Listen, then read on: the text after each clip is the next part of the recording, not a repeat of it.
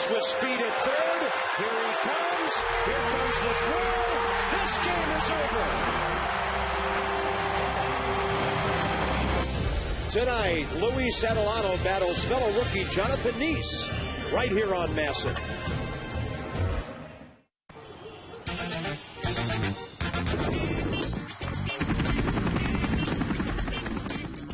It's a great day for baseball.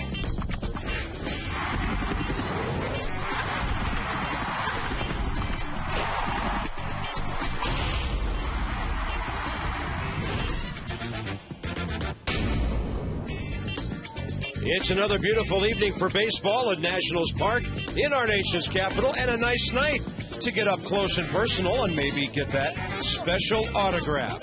Bob Carpenter, Rob Dibble, you hope that what happened here last night carries over from an emotional standpoint to tonight. And, Rob, also the fact that a very good ball game was played last night against a divisional foe. Yeah, and to steal your line and Jim Riggleman's, it was a very clean game. No errors. Guys are making tremendous plays behind the pitcher, and he needed them. So Livan Hernandez, a nice outing. And there you see, in 9 games against the Mets this season, we have done an amazing job.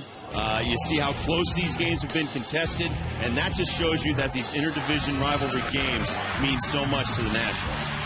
Willie Harris racing and sliding home with a winning run last night. So the last 8 games have been very close, and because of Matt Capps, Willie Harris, and others, the Nats keep winning those games. Now, both starters tonight have made 13 starts.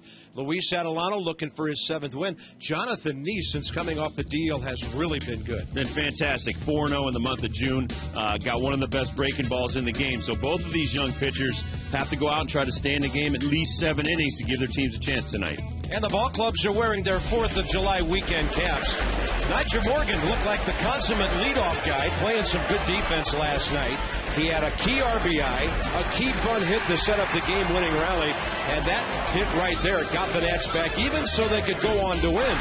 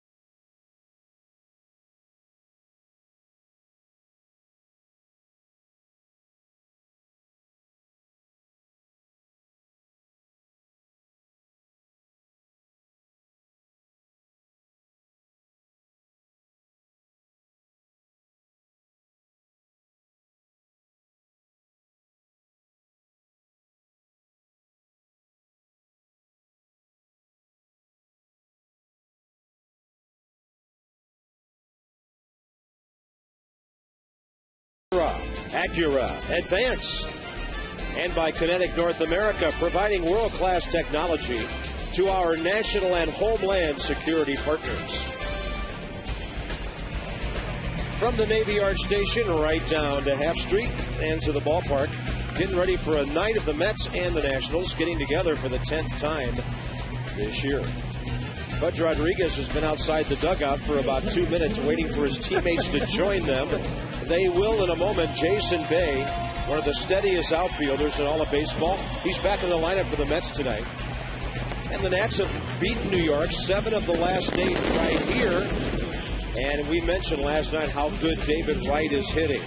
7th in batting average, 5th in on-base percentage, and 1st in RBIs.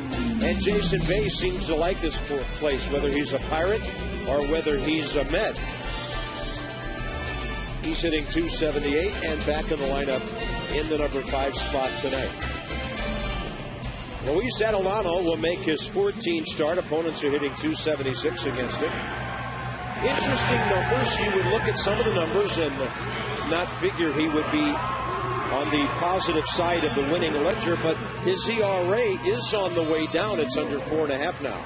PNC Bank Scouting Report brought to you by PNC, for the achiever in us all. No drips, no runs. Paint the corners, get outs any way you can. Economy class, keep the pitch count down, go deeper and not a square. Tough to square up in this ballpark. 1 home run allowed in 5 home starts this season. Cisco defense for the Nationals. Cisco Federal, a proud mission partner to the U.S. Department of Defense. Michael Morse gets another start in right field. Willingham Morgan out there. Desmond Guzman up the middle. Zimmerman done at the corners, and the only change from last night, Bud Rodriguez is back in the lineup. 27-year veteran Tim Welke has the plate. Scott Berry first base. Brother Bill at second, and Jim Reynolds has third base. We invite you to visit train.com to find a dealer near you. Hard to stop a train with our game time weather, mostly clear and a beautiful 81 degrees tonight.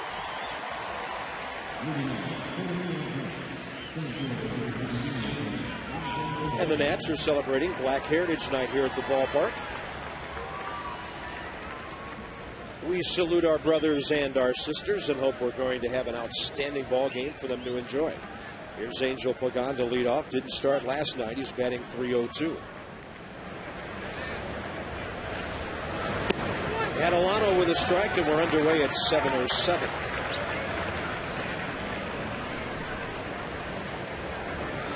Pagan with an on-base percentage of .361. Switch hitter. He's benefited from Carlos Beltran's absence. Got a lot of playing time for the Mets last year and this year. And he's established himself as a pretty good ball player. 14 stolen bases. 36 RBIs from the leadoff spot. He's not a very good center fielder, too. The absence of Carlos Beltran. The target was away. He jammed him with that pitch, and Guzman throws him out.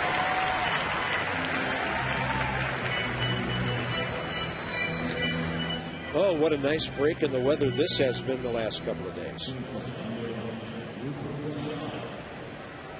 Good crowd gathering. A lot of folks still coming in. Nats drew 20,167 for Game 1 of the series last night. Ballpark will be jumping with Strasburg going tomorrow. And looking ahead to the weekend, a huge game for the Nats. This could be a great start to the homestand if they can take care of business tonight. Ruben Tejada takes one right in the middle of the back. Umpire just comes up to sort of stroll in between the pitcher and the hitter. Well, Luis has been trying to find his sinker for the last maybe 10 starts. Throws a sinker inside. Once again, doesn't sink. It drills Tejada right in the back. It does not feel good. Sometimes when you're effectively wild, that just means that you're trying to find the strike zone. It gets away from you, and it keeps the opposition in check. So they're not going to go out there and dive after the pitches away. They don't have any sink. We know that he's hittable. David Wright, hitless last night. Foul tip, and that gets Bud Rodriguez. No, I think you're looking for, has he hit anybody this year? I don't think he's hit anybody this year. That was the second one. Second one. Didn't hit a lot of guys. Not going to throw at 95. He's upper 80s, right around 90, 91. Decent breaking ball, decent changeup, but he's got to go out there and outpitch the other guy and try to outpitch this team. Look at that hand on the right side. going to come across and just get him. Oh, right in the kind of middle of his elbow on the inside. So that's got a smart.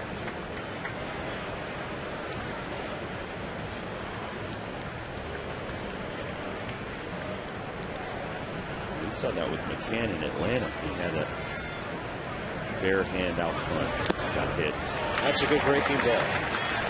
Johnny Bench, one of the first to start not holding both hands on the catcher's mitt and put it behind his back so it wouldn't get foul tipped. Kinetic here on the pitch track, as Bob said. Nice little wrinkle.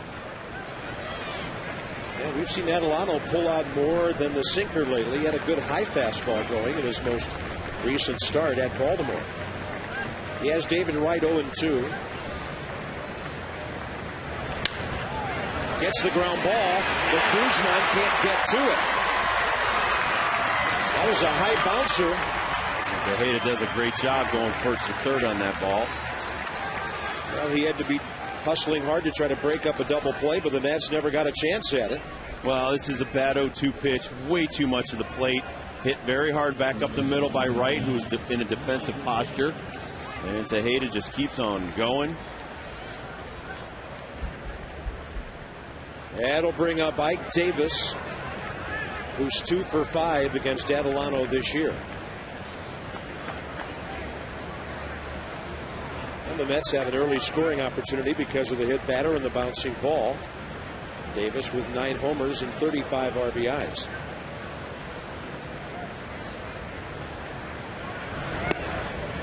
Phillies are underway at Pittsburgh. Jamie Moyer going for the Phils tonight. And in about 25 minutes, the Marlins are at Atlanta.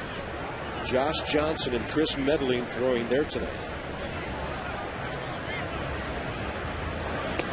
Good changeup. One final today, the Reds, who are hot again, 12-0 at Wrigley Field with a 9-run 7th inning. How unpleasant is life in the north side of Chicago right now? Louisville. They're 11.5 games out.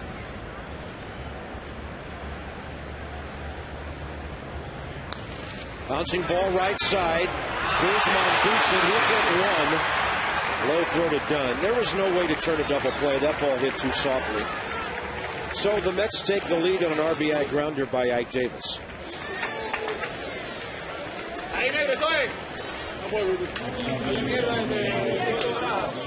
Well, it's a hot hit by the pitch. He's going to score right here unless you get the double play. Looks like he stuck his hand in a little early, got caught up, couldn't get the nice exchange right here. H.H. Gregg on the Exmo. As you saw him put the hand in early, and that's what the ball hits. Lucky to get one out of that. And I was a little leery at watching Guzman turn to his right and try to make that throw to second base anyway. That's not a play he has any experience with in his limited time at second base. So there's another runner in scoring position for Jason Bay, who's driven in 36. And Adelano misses away 1 ball, 1 strike.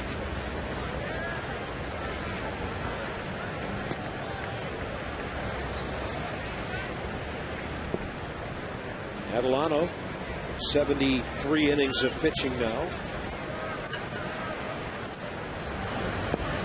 Oh, that's a good pitch under the hands of the right-handed batter.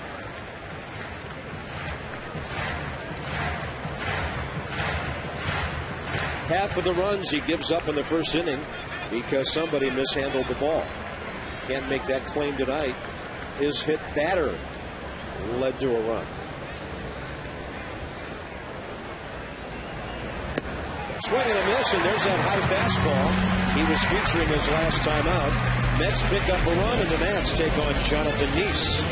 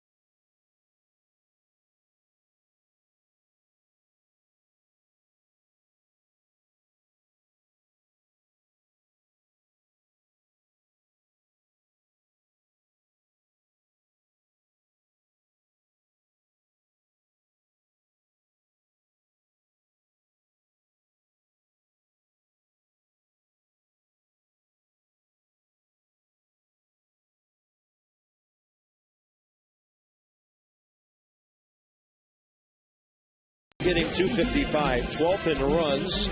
Nyjer Morgan, after a bad week, has actually had a pretty good week. It started 1 week ago tonight in Baltimore. And over his last 7 ball games, 10 for 29.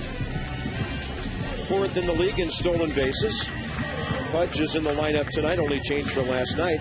And here's 23-year-old Jonathan Neese, who the Mets drafted out of Defiance, Ohio High School 5 years ago. He was a 7th rounder back then. He stands 6'4", 215.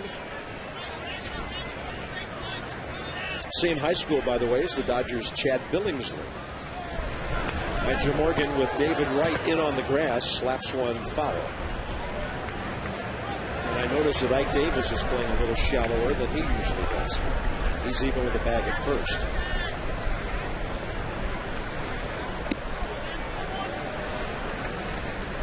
Definitely, if he can try to get one past Neese will be falling towards third base.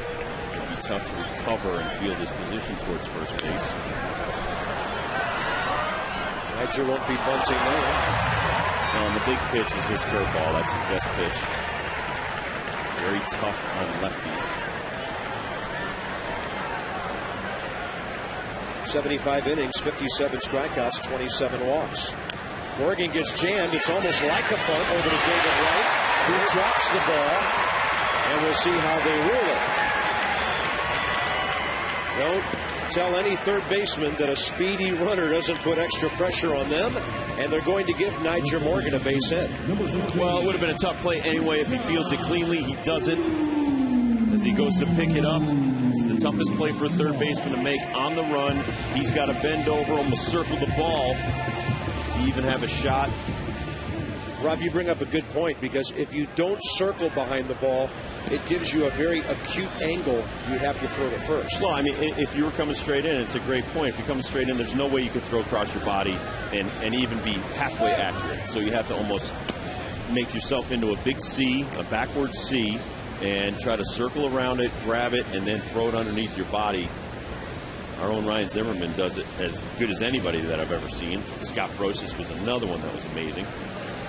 And Zimmerman's not on deck. It's Adam Dunn. Jim Riggleman flip-flopping his power guys tonight.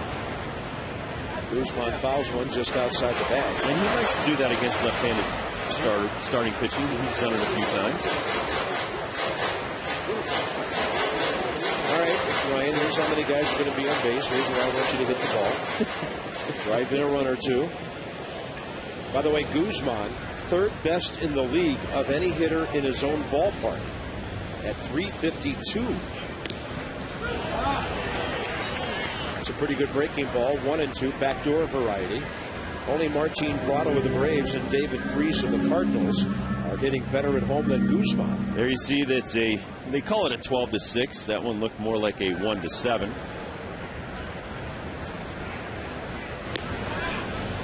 His curveball, he'll manipulate it different ways. You saw him throw it a little bit differently to Nyjer Morgan, where it was more of a sweeper curve, swept across the strike zone. Guzman at 297 overall, and he's still great from the right side. 365. That's a big hook that gets him. If you have a big enough curveball, you can throw it to guys on the opposite side of home plate. June Bloom 4-0 in the month of June. Really kicked some serious butt. Lucky star. He was born the same day in '86. The Mets won the World Series. And top shelf, he's got 4 solid pitches, but he will throw that breaking ball from the top down to the bottom. Beware of the 12-6 curveball. Lefty-lefty matchup. Here's Adam Dunn. Wow. Late time. We talk about this when the Nats are pitching. And that was an extremely late call of timeout by Tim Welke, with Neese, his arm just about whipping around to throw the pitch. Talk about tough to square up. 5 starts in June, only allowed 2 home runs and 34 innings pitched. He works outer corner to Dunn. Adam leads the National League in extra base hits with 43, one behind Vernon Wells of Toronto for the Major League lead, at least going into today's games. Toronto won at New York 6-1, scoring 5 in the 11th against the Yankees. Adam Dunn will fly this one out of play. No balls, 2 strikes. Cisco defense for the Mets. They're rated 4th in the league. Jeff Francoeur, their best arm, 6 outfield assists. But even he couldn't get Willie Harris last night. David Wright, like Ryan Zimmerman, 8 errors at third base in a matchup of former Gold Glove winners.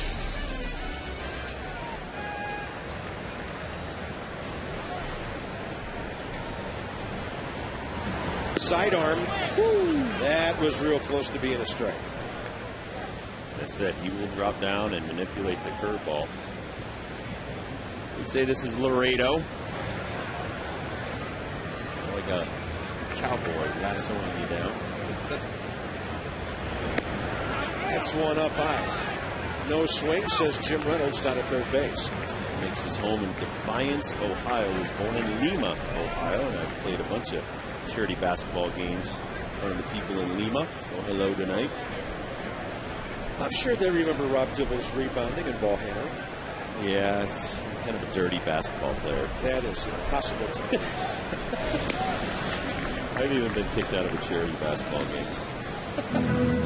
Not proud of that, though. Anybody call you Rodman? No. I'm big on boxing out. I wasn't a good shooter. I will hustle up and down the court with you. You know, when you're dragging Walton and Lanier up and down the court for 48, that's bringing up Village Park. But no, that's why I was a baseball player. Talking a little smack, are you? Yeah. Try to steal the ball every now and then, throw it down court. I could throw the length of the court pretty well. That I could see. He was a really good basketball player, Lee Smith. Really? That's inside. Morgan is out as he came off the bag, evidently, and Jim Riggleman will argue.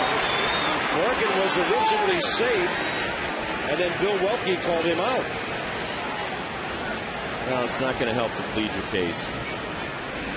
I've seen too many everyday players ever win an argument with an umpire, but great base stealing right here by Nigel Morgan, but being as speedy as he is, he will go by the bag and be tagged out. And Jim Riggleman just wants to understand the call, but right there, Barajas, nice little throw, it short hops Wright, who is in the shift position. Watch him right here. Looks like David Wright put the glove on him, and Morgan's leg came off the base. He's probably claiming that David Wright pushed him off the base. But, you know, Rob, you look at this slide, he's still going. And with that slide, it is really hard to stay on the bag. So there's where the contact is made. Morgan's foot's still on there. But Bill Welke kind of played like a soccer official and let him play on. And then when the foot came off the bag, run around. 2 down. It's 3-2 to Adam Dunn, by the way.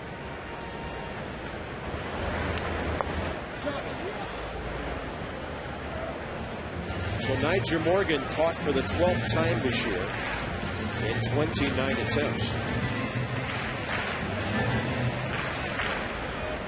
And obviously he has abandoned sliding feet first.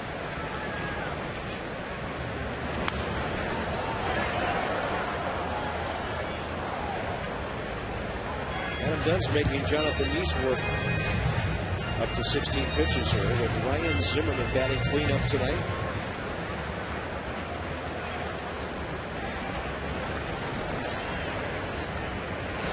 Adam Dunn takes it right down the middle. And he strikes out for the 92nd time this year. After one, the Mets have the lead.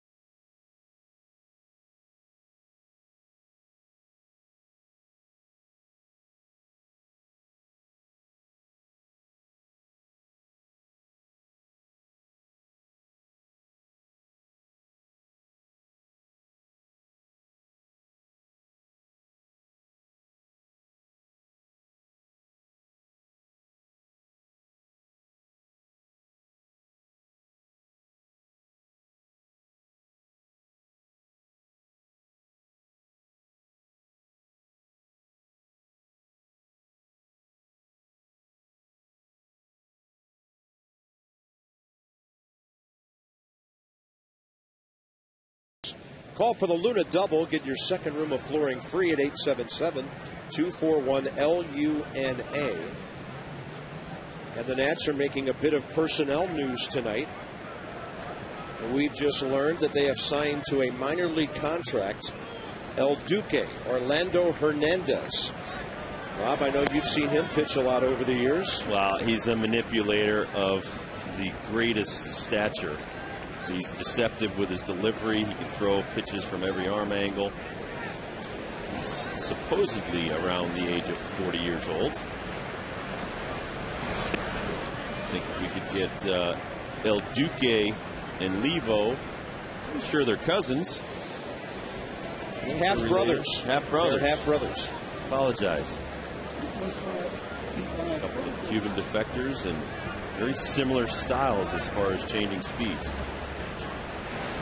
One of the coolest leg kicks ever. Yeah, I was going to say, you know, Levon's a little bit smoother delivery-wise, but El Duque has a very high, deliberate leg kick. That's part of his deception. He goes behind the leg as he brings it up. You know, brings the knee up around his chin. Levon, by the way, hasn't given up more than 2 runs in any of his 9 starts in this ballpark this year. Best such streak in the history of the Washington Nationals. Scott Sanderson of Montreal did it 10 straight times for the Expos in cavernous Olympic Stadium back in 1980. So here at home, Levon Hernandez is having a great run of pitching. And by the way, El Duque won 90 games in 9 big league seasons. The thing about El Duque, he was a great postseason pitcher. So when the chips were down and you needed somebody to pitch a good game for you, like Levon, El Duque could be there for you. Hey, nothing ventured, nothing gained. Rod Barajas continues to battle. One more note on El Duque, 4.13 ERA, 90 and 65 in his 9 years with the Yankees, White Sox, Diamondbacks, and the Mets. And he's excellent with younger pitchers. He was instrumental in Jose Contreras when he was with the White Sox and getting the best out of his teammate. He was like basically a player pitching coach with Jose. So that would be good if he were to get up here and help out a lot of our younger guys too, like Levon does. And when we find out any details about where he might be reporting, we will pass those along. Barajas, Francoeur, and Cora, top of the second for the Mets.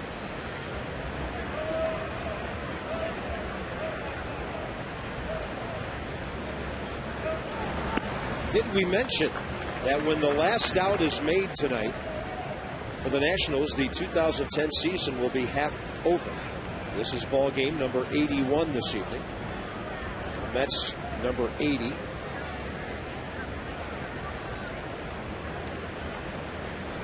And a 2-2 to Barajas, who's having quite a battle here. Just can't hit any fair balls. Rod Barajas has really hit well against the Nationals this year. A 2-homer game in New York. On the year, he's hit 11 and driven in 31 runs. He is second in home runs among the guys in their lineup tonight to the 14 of David Wright. Not much of a defensive presence, though, behind the plate, although he did make a nice throw that skipped to David Wright. But when he caught Nyjer Morgan, that was only his 3rd caught stealing in 23 attempts this year. And I'm sure that the Red Sox have called Mike Rizzo inquiring about Pudge. Well, Veritek broke his foot, and Victor Martinez has a broken finger. So it's kind of obvious that any catcher that's healthy around Major League Baseball, I'm sure the Red Sox are trying to get him. And we noted last night the Mets have 3 catchers in the major leagues right now. Christian Guzman takes care of that. Individual suite tickets have been released for tomorrow's game against the Mets. Strasburg will pitch at 4:10 tomorrow. Now, you can still get tickets 3 different ways. They're $95 per seat. It's a 2-seat minimum per purchase. Stop by the box office. Call 888-632-NATS right now. Or go to nationals.com/tickets. And you can be in the comfort of the suite for tomorrow's 4:10 game. And he's one of those players he's better to see in person. You might want to get yourself a ticket and get down there. Pretty good gas there by Adelano. And I like when Adelano comes upstairs. I mean, we said this in his last start. He was excellent, went through 7 innings. He only allowed 2 earned runs, no walks. But it doesn't matter. If your sinker's not sinking that night and you don't have a good break and stuff, challenge guys. You know, nothing worse than walking a bunch of guys trying to work on your sinker. Get ahead, try to get them out of there. Well, don't you pitchers always talk about changing the eye level of the hitter? Always.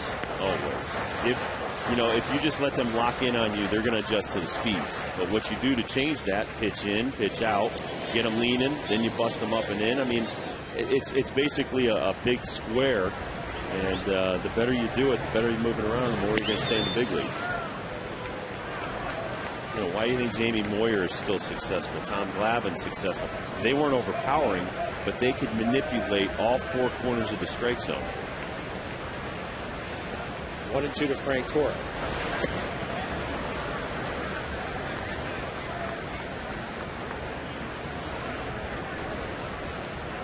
Jeff Francoeur 0 for 4 with 2 grounders and 2 strikeouts last night. A swing and foul tip it. Nats insider Mark Zuckerman is reporting that El Duque will report to Vieira to work out, and the Nats hope he will pitch at Syracuse at some point in the near future. Check swing on a pitch up and in.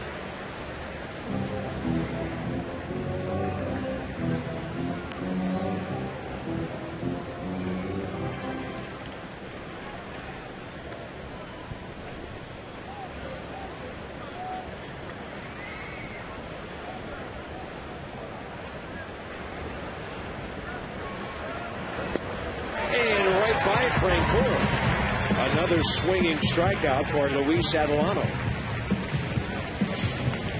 Kind of interesting that in the last 2 games we've seen Levon and Adelano throwing the ball by people. Well, you start looking for the sinker, you're looking for the changeup, and this is just a straight 4-seam heater right by him. In Luis's case and Levon's case, it's not about velocity, it's all about location. Number 8 hitter is Alex Cora.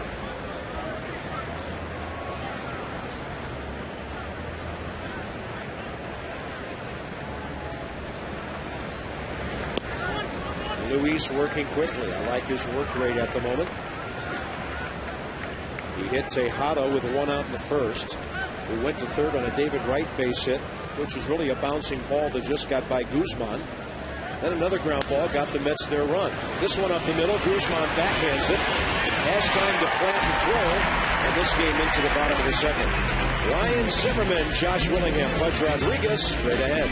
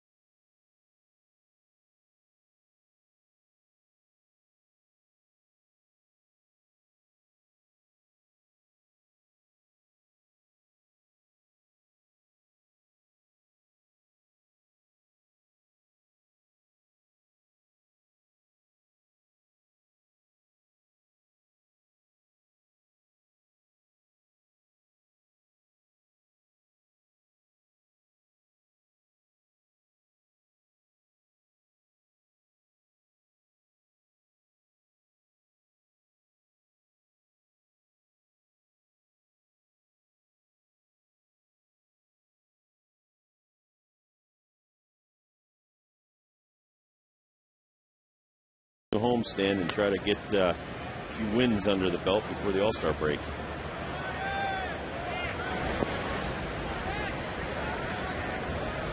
We'd love to see Zimmerman get hot now the rest of this homestand.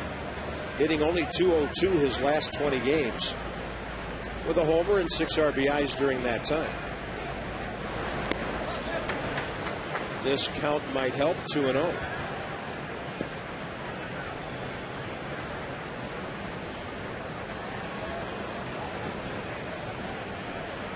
Hasn't homered since the series in Cleveland.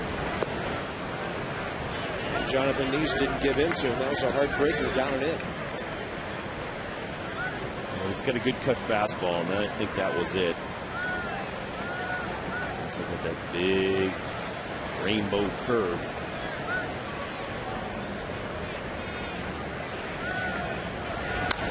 Well hit base hit. Zimmerman starting to show signs of life. He's gone to right field several times for hits this week. Well, the reason I like when he's going to right, he's tracking the ball longer. He's letting it come in on him. Rick Eckstein, we've talked about it. Instead of jumping out after it, wait for it to come to you. He waits. You see him head down over the ball. Watch this. Right down there. Hit it where it's pitched. He gets a single. By the way, I was reading Rick Eckstein's thoughts right there. He was saying, that's what I'm talking about. Good at that. He loves those opposite field hits by the big guys. Carpenter, well, get out of my head.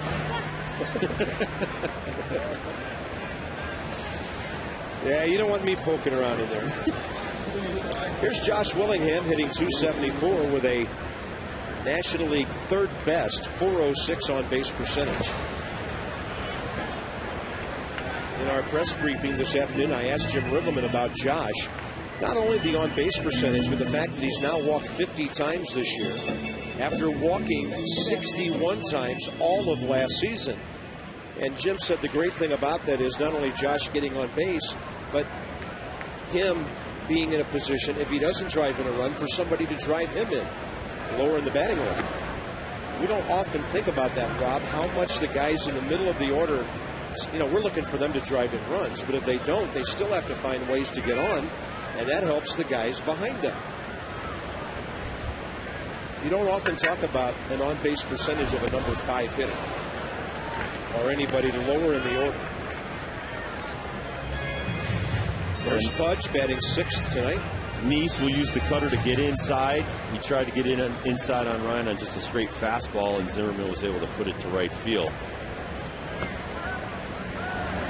2-2, and he lays off the breaking ball. The other thing Riggleman talked about was Josh's excellent knowledge of the strike zone. And that pitch right there, a perfect example. He's always liked hitting against the Mets. And Neese has good stuff, keeping the ball down. His third strikeout. In fact, all 3 hitters he's retired on strikeouts. The other a caught steal. Cutter, cutter, cutter, cutter. Kinetic right here. Well, that's a big breaking ball. Then it's slow breaking ball. Another slow breaking ball. And then the third one. Another one inside. So throwing a lot of curveballs and cutters. Everything to get down and in on the righties. Providing world-class technology to our national and homeland security customers. That's Kinetic. North America with the Nationals pitch track.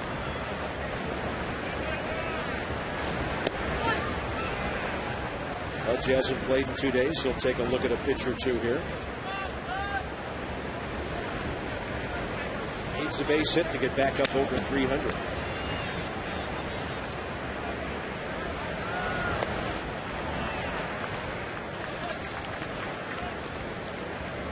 Against the Mets all time.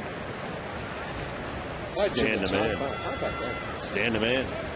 Stan Musial once hit 5 home runs in a doubleheader against the Mets. And Pudge Rodriguez blown away on a fastball up and away. Evidently, Jonathan Neese not that impressed with that list. He has 4 strikeouts already, and we mentioned he's not really a strikeout pitcher. Well, Neese has some really good stuff, and he doesn't have to use the breaking ball too much in this sequence of pitches. Gets ahead, high fastball, 4-seam, and he can throw in the low 90s. So Start looking for the big breaking ball. There you see June, 4-0, 2.6, 2 home runs allowed in that month. Here's Michael Morris. And by the way, not to take anything away from Stan the Man, but the Mets were born in 1962. He retired at the end of the 1963 season, and the Mets were pretty bad back then. That was the ball club that won? 62, they lost 40. 120. Yeah, they only won 40 games their first year. Lost 120 games, huh? There were some hitters wearing out. The Amazons back then. Well, they actually weren't called the Amazons until '69, when they amazed baseball and the Orioles by winning that World Series. 2-0 to Michael Morris. He has started 12 games this year before tonight, and in those 12 has hit .324. And we're pulling out all the versus the Mets numbers here, aren't we? He's doing well against New York pitching. He got jammed on that one. In the air to Jeff Francoeur. Nationals are gone in the second. They strand their first runner. The Mets on top by 1.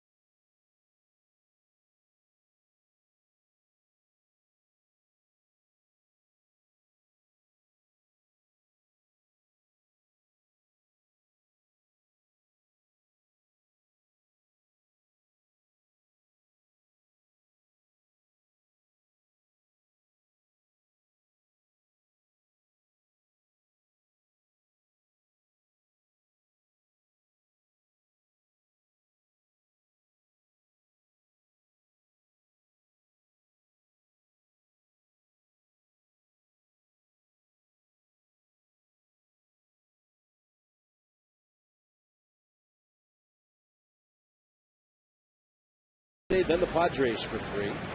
This time next weekend, the Nats will be facing the Giants. Top of the third, here's Jonathan Neese. 3 for 22 this year, 5 for 36 career.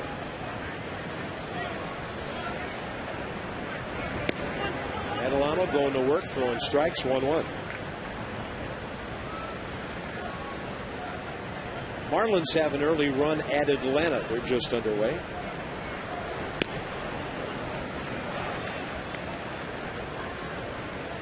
Braves by 2 over the Mets, 4 over the Phils, 8.5 over the Fish, 11.5 over the Nats.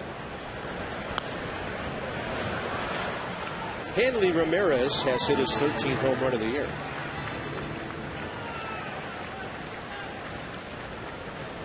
That may be all Josh Johnson needs. Against Atlanta, I doubt it, but you never know. That's in there. Strike 3, says Tim Wilkie. And strikeout number 3 for Luis Adelano. He pounded the strike zone. 2-2 pitch. Just a little running fastball. He's retired 6 in a row now since the David Wright base hit. There's Angel Pagan, who led off the game with a ground ball to second.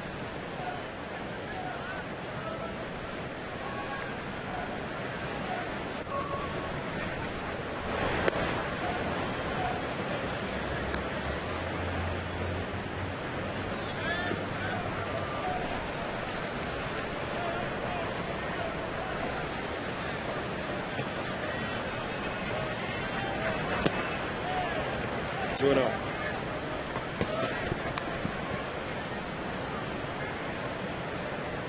He's coming around. Going to face him for the second time. Sure they know, okay, not going to blow us away. We're going to stick in there a little bit, so it's even more important to maybe pitch inside this strip. That ball's well hit to right center. Not well enough, and it's hanging up for Nyjer Morgan, who makes the call into the sunlight for the second out. There's another family fun day coming up on Sunday. Nats Mets 135, and for $14, you and your family members, each one of you, will get a seat, a hot dog, chips, and soda, $14 per person. Visit nationals.com/kids to purchase your family fun pack tickets. Just a few things going on in this town this weekend. Last time up, Tejada got drilled. First pitch right in the back.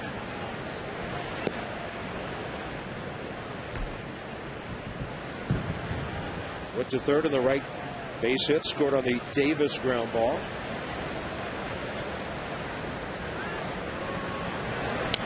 The Mets are interesting. They're 8th in the league in runs, which doesn't sound that impressive, but they have scored 49 runs more than their opponents, and that's because their pitching staff has an ERA of 3.81.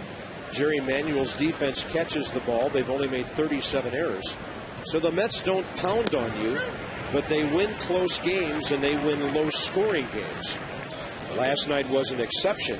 Spent $37 million on their closer. They wanted to make sure that they could close you out once they got the lead. And of course, he's a heart palpitation waiting to happen, isn't he? K-Rod. 1-2. Ooh, a generous strike zone tonight. Guys better be swinging if it's close on a 2-strike count. Adelano K's Tejada.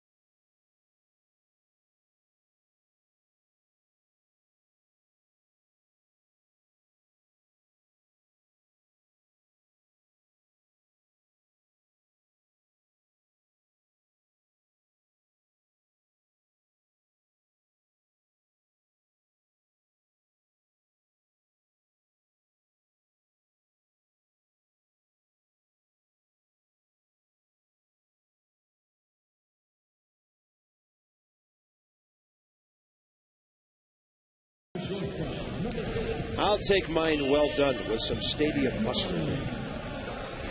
Maybe a pretzel on the side.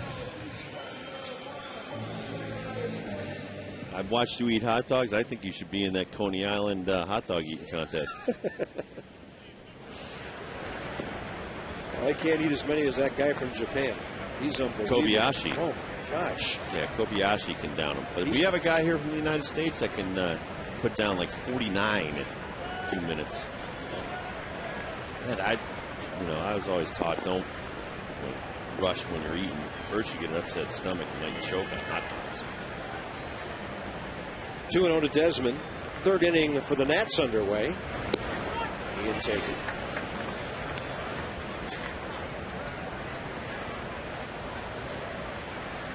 There'll be a lot of hot dogs on open fires this weekend. And by the way, if you're traveling over to the west side of the Potomac along the Parkway, Don't bring your grills this weekend. They are not legal on Sunday. Everybody coming in town to see the fireworks. Desmond gets jammed and fights off a 2-2 pitch up and in. Ian, couple of hits last night. Badly needed hits.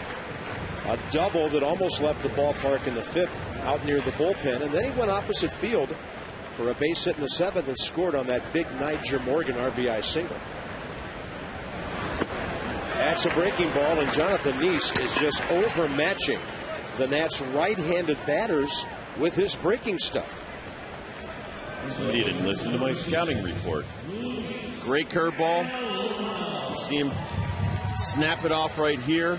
Over the plate, goes down by your ankles, and you'll get nothing in like it. Ooh. You almost hate to think what'll happen if you foul that pitch off. Oh, it'll hurt. Here's it'll be Adelano. like Dustin Pedroia if you get it on the inside instep on that left foot. You break your bone in your foot.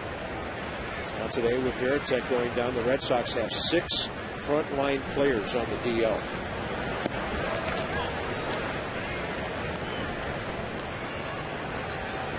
They're tied with Baltimore, 1-1 in the 4th inning at Fenway, by the way.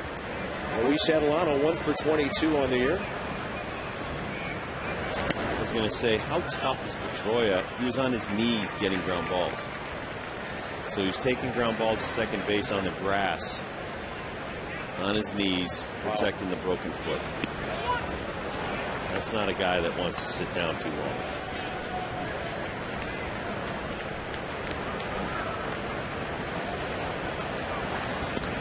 Latest report on Chase Utley has him out for the next 8 weeks. He did. He had to have surgery on that thumb. Well, Neese fell behind 3-0. Keeps throwing strikes. Adelano a 1-hopper to Alex Cora. So the first time through the order, 2 singles, one of them erased. On a caught stealing, Nyjer Morgan coming up. And from Travis Wharton and Frederick, if El Duque makes the Nats roster, where would he fit in? Well, I think first you got to assess his health level at his age, how strong his arm is, how quickly he can get back, because I don't think he could jump into the rotation. Maybe fit in the bullpen, and then because that was the way he was doing things at the end before he semi-retired or left for unknown reasons, and then work him in anywhere you can. I mean, he has to be a benefit. He has to be able to contribute. And the bunt is off to the left foul 0-2. Jared Washburn's out there. I've heard a lot of people now are interested in Jermaine Dye again. Pedro Martinez is still out there. Paul Bird's out there. I mean, it depends on how much they have left in the tank, and are they serviceable? Can they help the ball club?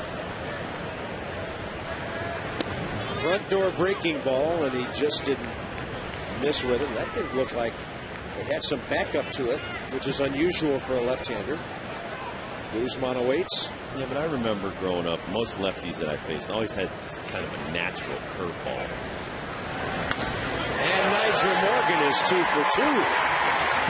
He has base hits in 4 consecutive at-bats in this series now. Just looking to make some contact. Make some contact. Let the pitcher get himself in trouble. Right there, Neese throws a hittable pitch, and he just smacks it right back up the box. All right, Christian Guzman got a look at a bunch of Jonathan Neese breaking balls. His first time up. Let's see what kind of adjustments the Nats make the second time through this order. First time through, he's got a .252 batting average against. Second, .265. Third time, Bob, this is where he starts to give it up a little bit. .346 batting average against.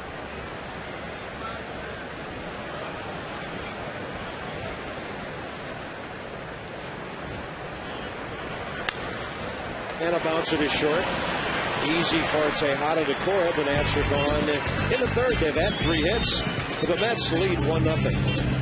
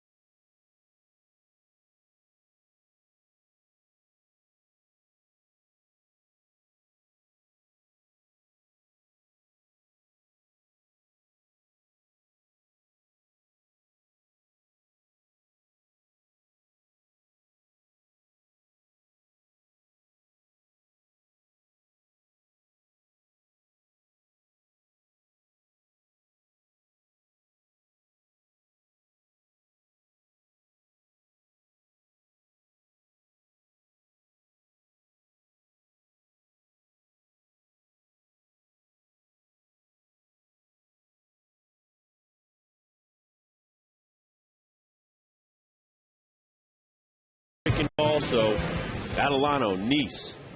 Advantage Nice right now with that first run in the first inning, and now Adelano trying to get through the lineup for the second time. Starting with David Wright after he got Pagan and Tejada, ending the third inning. David Wright has 90 hits. He's in the top 6 in the National League. Hits that ball a ton to right center. And it will stay in the ballpark off the very end of the scoreboard where he hit the board out there. It's about 385 feet and 10 or 12 feet tall before coming back in. He's always had tremendous power to the opposite field. Well, this looks like a sinker that comes inside. He's ready for it, looking for it, drives it almost out of the ballpark off the scoreboard in right center field. It dies because I think it's metal over there, and then Nigel picks it up. Probably wouldn't have had to play at second base anyway if he'd gotten it cleanly off the wall. I'm not sure about Niger on that play. That thing didn't hit that high up on the wall as it turned out. But he felt like he couldn't get back there, so he played the carom. Very nice changeup right there to start off Ike Davis. A young guy, wants to try to hit a fastball, so he's very aggressive. I guess David Wright has the most power to the opposite field by any Mets hitter since Mike Piazza. He was amazing. I think it's safe to say Piazza is a future Hall of Famer. Most home runs ever hit by a catcher.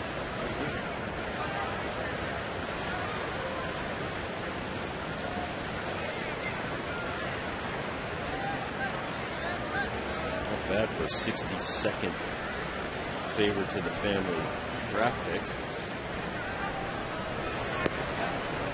That was great scouting by Tommy Lasorda. Well, I think that's his godson. As a favor to his dad, Mike's dad. When they had 62 rounds, they don't any longer. They only have 50.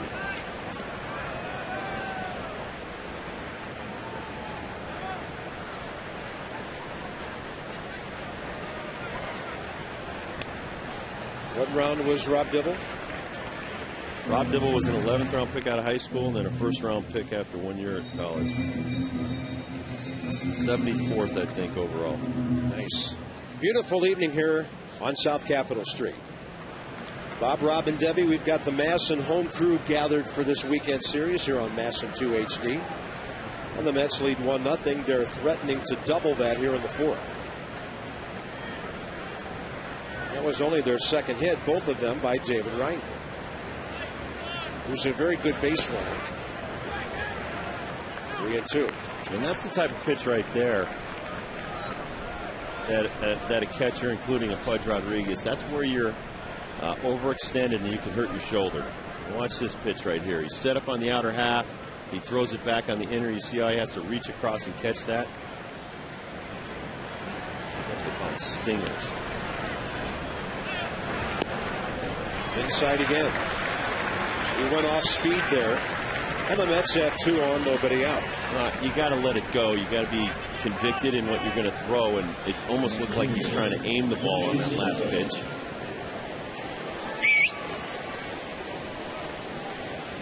So Riggleman working his defense and watching to see if they'll take off and steal a bag here.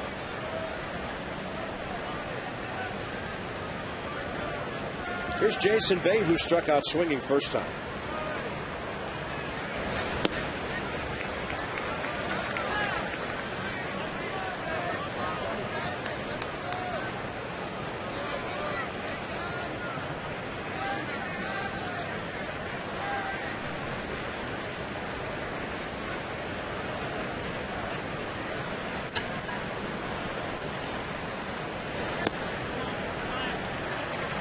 He's like missing in the same spot. He looks a little short. He looks like he's finishing those pitches about right behind home plate instead of throwing it through Pudge.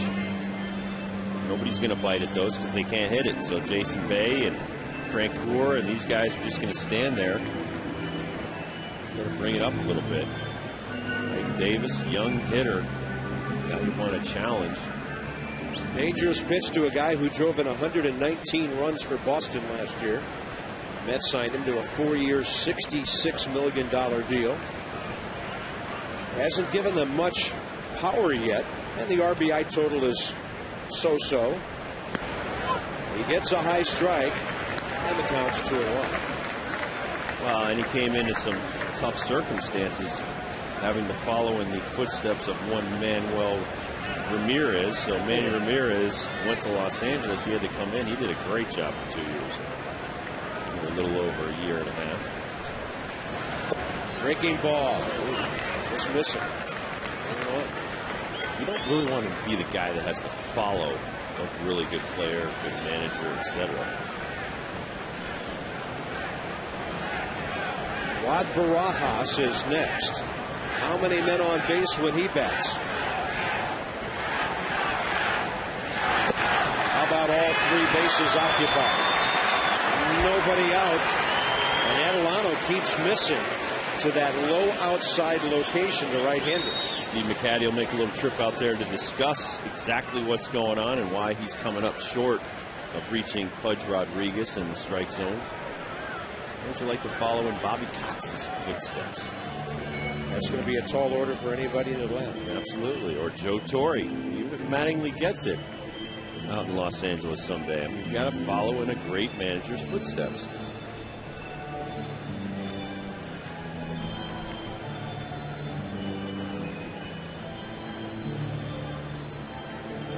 Well, his pitch count was okay through 3 at 47, averaging about 15 pitches per inning. But he has nobody out here. We've seen this before, though, with Adelano. He starts nibbling. As soon as somebody got on base, he changed, didn't he? Well, as soon as Wright took his best pitch and smoked it off the scoreboard in right center field. Joel Peralta gets up, just now starting. And you have to get it in your head that, okay, one guy hit it. That doesn't mean they all can. You want to see if they can do it, so you just keep coming back with it. That doesn't mean lay it in for a strike every time with the same velocity or whatever. You got to change it up, change location, but you can't quit pitching. Missing to that side of the plate again. Eventually you're going to have to pitch to contact again, especially if you don't have Strasburg's velocity. And the Mets a chance to put a big number on the board here.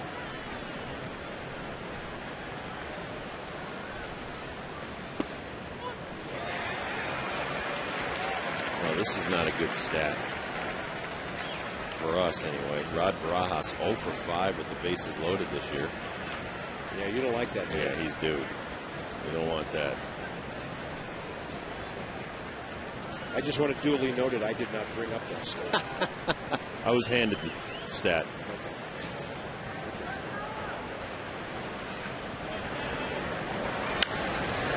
Popped up. That's not going to do it. Short center. All Niger has to do is throw it straight in. Cut off by Dunn. And that's a very important first out. Yeah, with your 6. That's a great stat, man. Well, whatever Steve McCatty said or Pudge, it worked. A little short on that breaking ball. A little bit better. Got maybe a favor. And then he gets another breaking ball in there, and Barajas pops it up.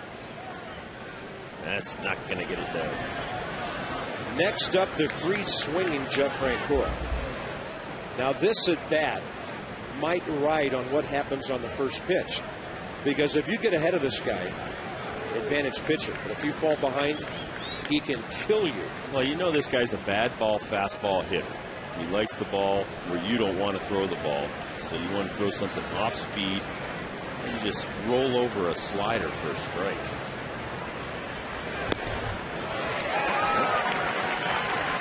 That's why I'm sitting up here. 91 sinker inside. But it tied him up to a certain extent. Yep. Not good pitch. But good movement on it.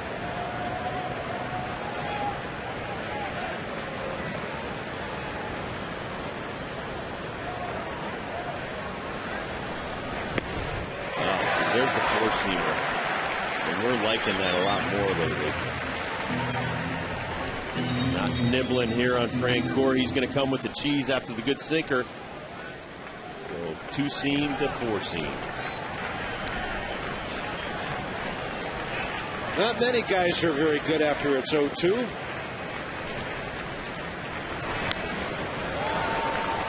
That ball might have had too much of the plate. Pudge wanted it up about right where that Mets lettering is.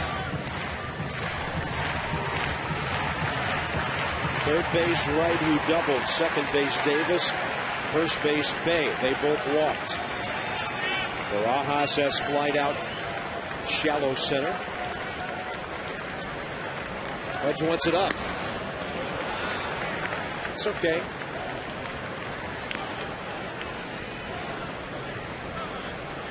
Contact man on deck. You don't want Cora batting with one out. You don't mind facing him with two down because he'll put the ball in play. That's on or near the corner. Wow. And not near enough, evidently. Whew. You be the judge. Looks pretty good right on the black. Looks like a strike. Pudge likes it. Doesn't even have to really frame it. All right, do it again. Same spot. Breaking ball. Desmond. He was getting ready to throw it over to Guzman and almost juggled it a bit. Doesn't matter. It's a big second out. And Adelano now takes on the contact man, Alex Cora. Well, this is as good as you can hit a ball on a line right there by Frank Cora. Great play by Desmond. Laser. Linea. Alex Cora grounded out first time against Adelano. It's left field.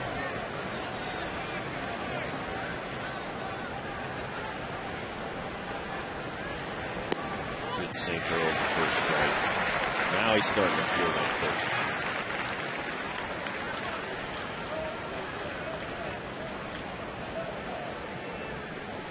Like you said, everything works off of getting ahead, Bob. Get ahead, those guys go from 400 and 500 hitters to 200 and 150 hitters. Oh, that ball is well hit to right. Morse going back and back and back, and he can't get it. 3 runs will score, and the Mets lead 4-0. Alex Cora clears the bases with his second triple of the year. Looked like a catchable ball right at the end, and Mike was trying to get back there. Well, if it hits it over the outfielder's head, it's the pitcher's fault, and that pitch is just right down dead center. And like you said, Bob, probably should have made the play. It's up against the fence. That ball was smoked by a guy not known for a lot of power. RBI total shoots from 14 up to 17. Here's the pitcher, Jonathan Neese, and the Mets lead 4-0. Well, he gets out Barajas, pops him up, strikes out Frank Cora. Mike had the ball in his glove. Line drive by Frank Cora, and then for an instant. Way too much to the plate.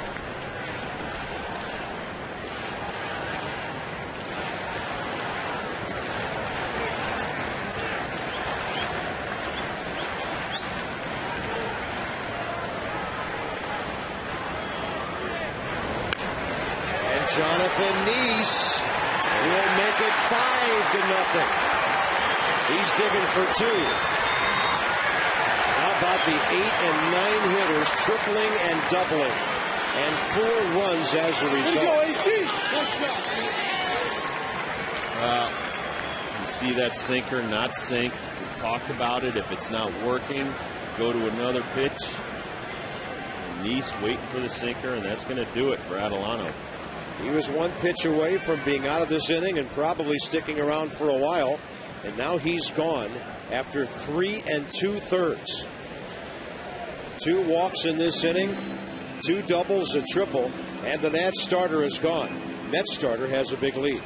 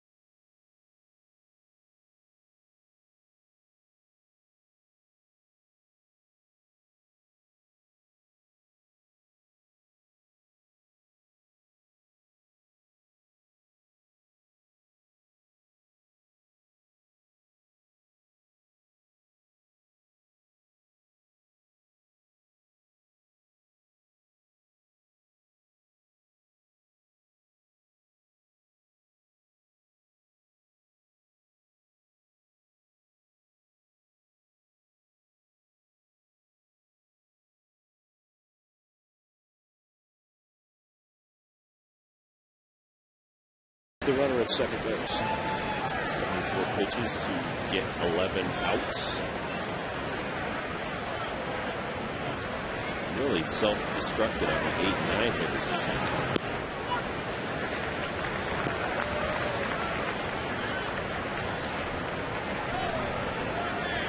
Top of the order, Angel Pagan.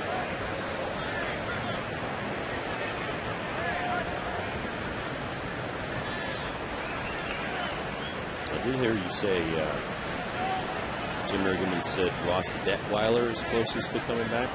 Yeah, that doesn't mean close, but closest of the injured pitchers. Debbie Taylor asked him to sort of give a brief synopsis, and Jim said he had just checked some of the numbers and some of the situations there.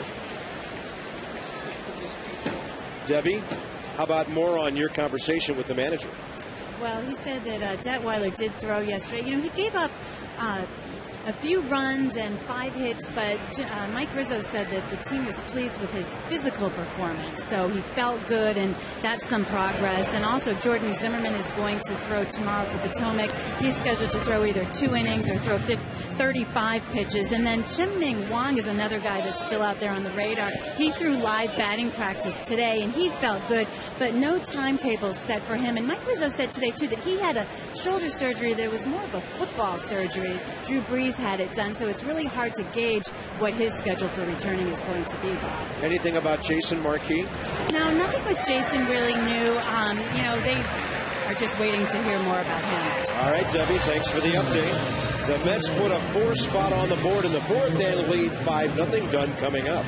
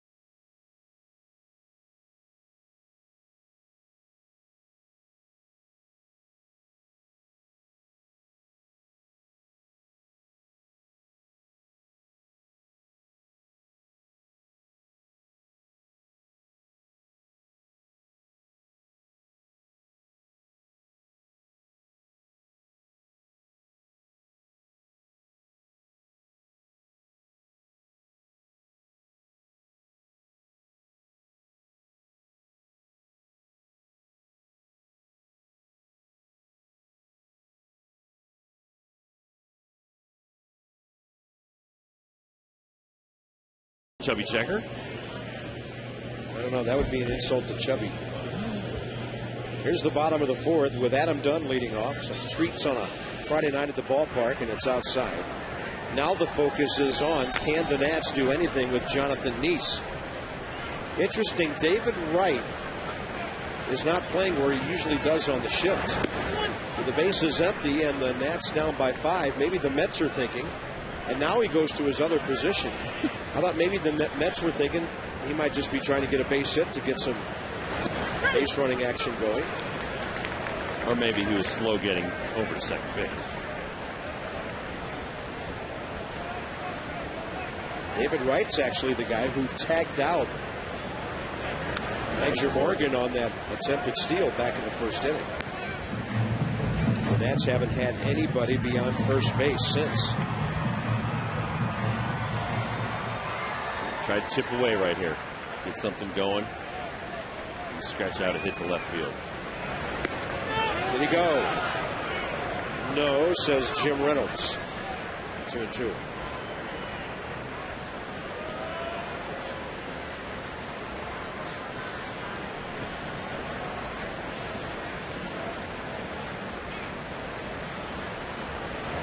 By the way, the Mets and the Nats are sporting the weekend holiday caps.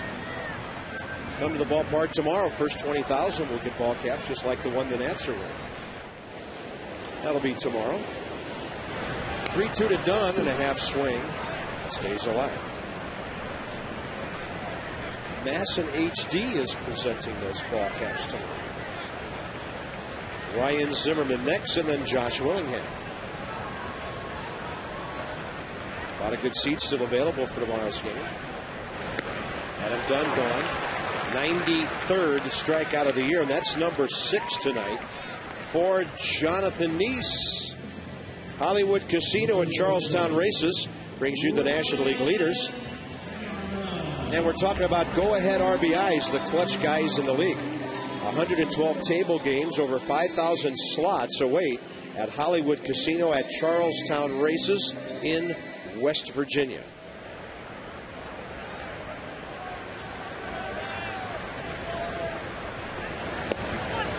Breaking ball drops into Zimmerman, who singled cleanly to right field first time up.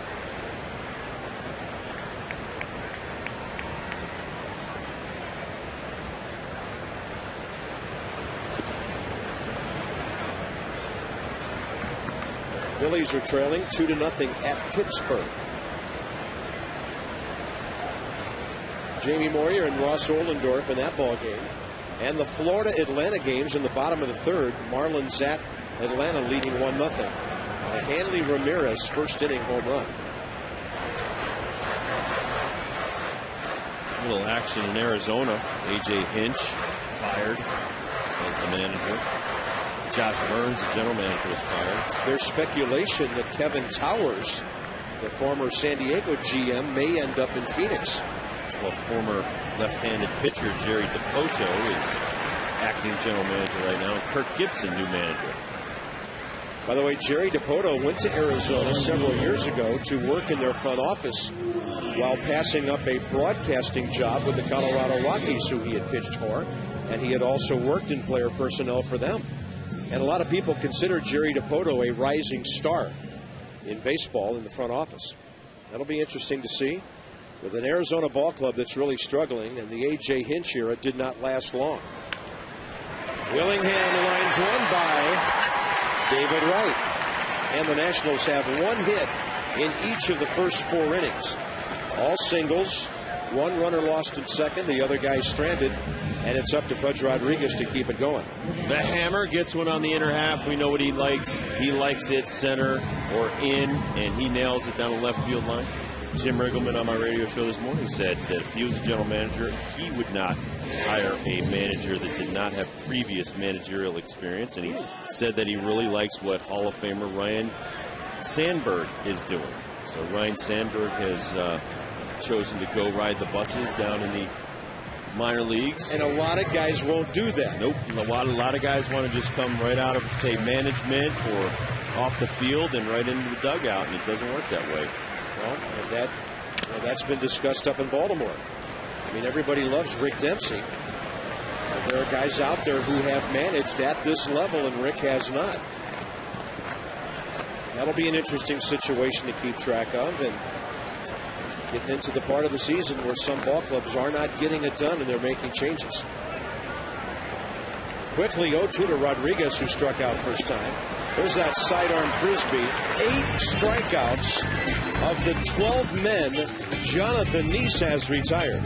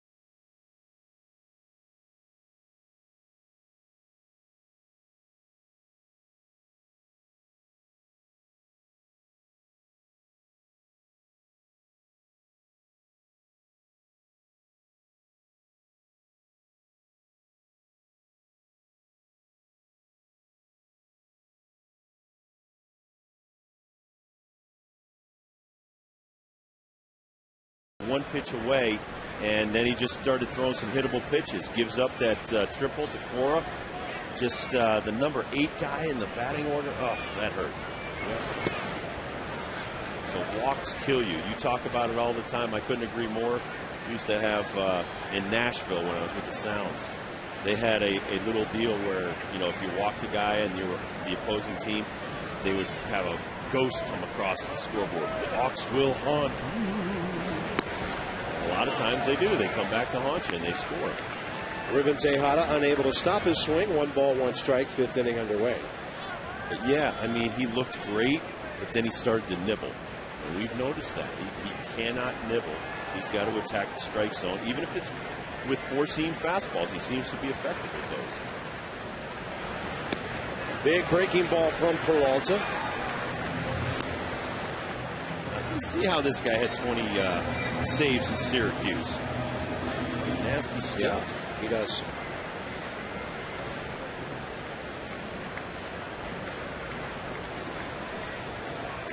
Tejada hit by a pitch, and he has struck out.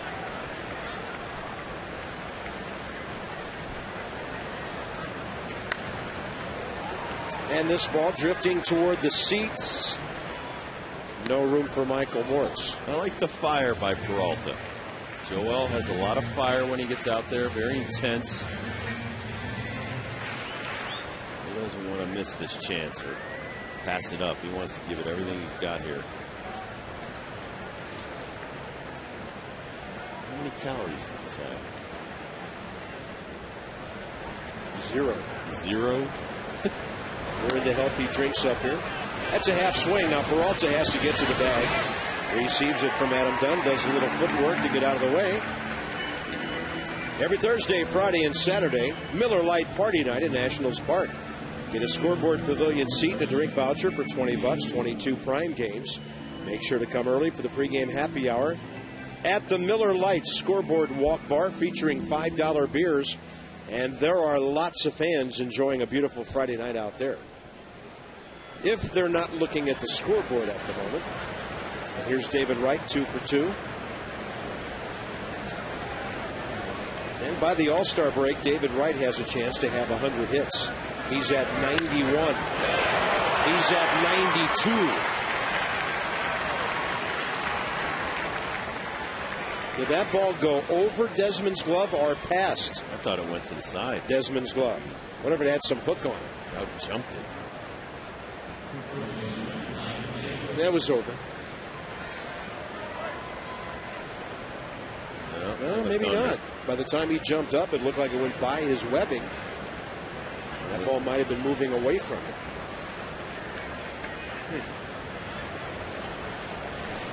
Ike Davis, RBI grounder and a walk.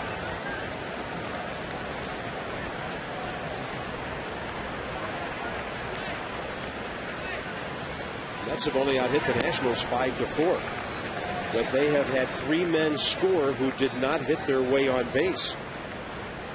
A hit batter and 2 walks.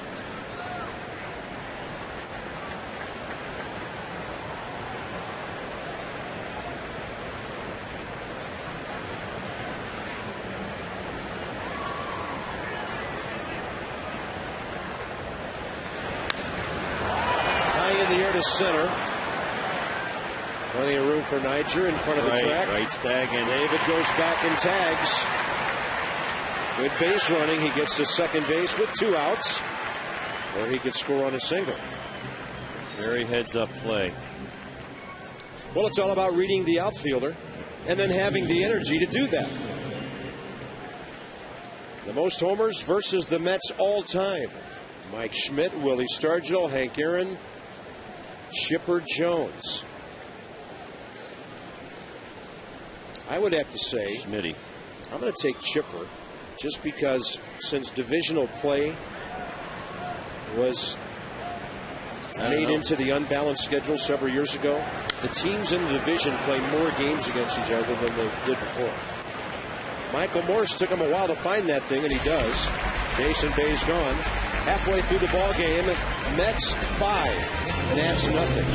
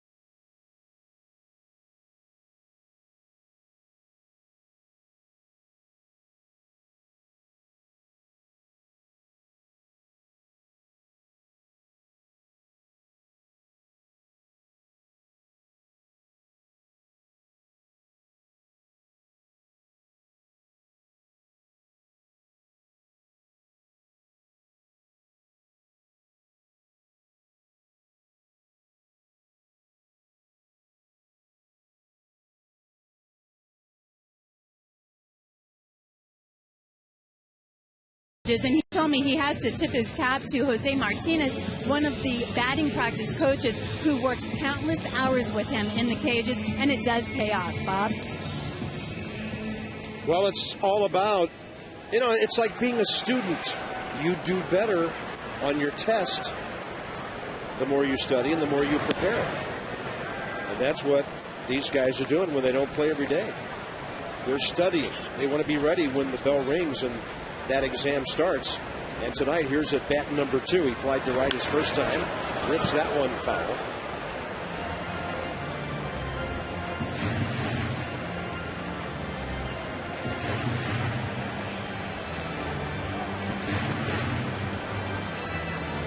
Ian Desmond, then the spot of Peralta.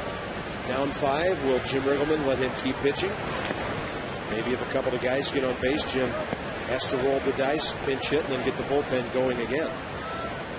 Nats have had 4 hits, but never 2 in the same inning. Jonathan Neese has been outstanding.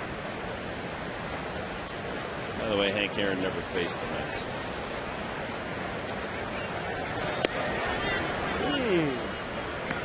I think I got it. My answer, I think, stands with Schmitty. All right, I'll take Chipper. Schmitty had 49 against the Mets. It's amazing how you know that stuff. And Michael Morse to right field again.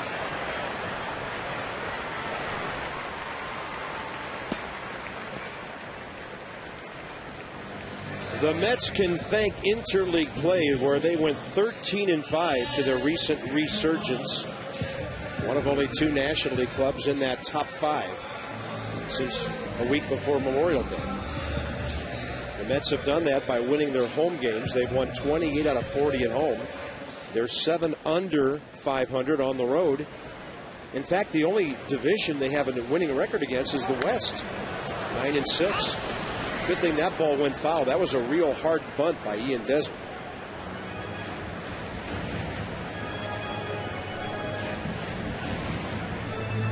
Jerry Manuel was under fire first 2 months of the season. Some folks wanted to run him right out of New York.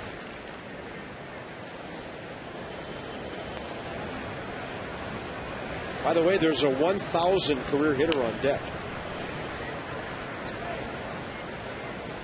Joel Peralta has 1 major league at bat, and he has a hit.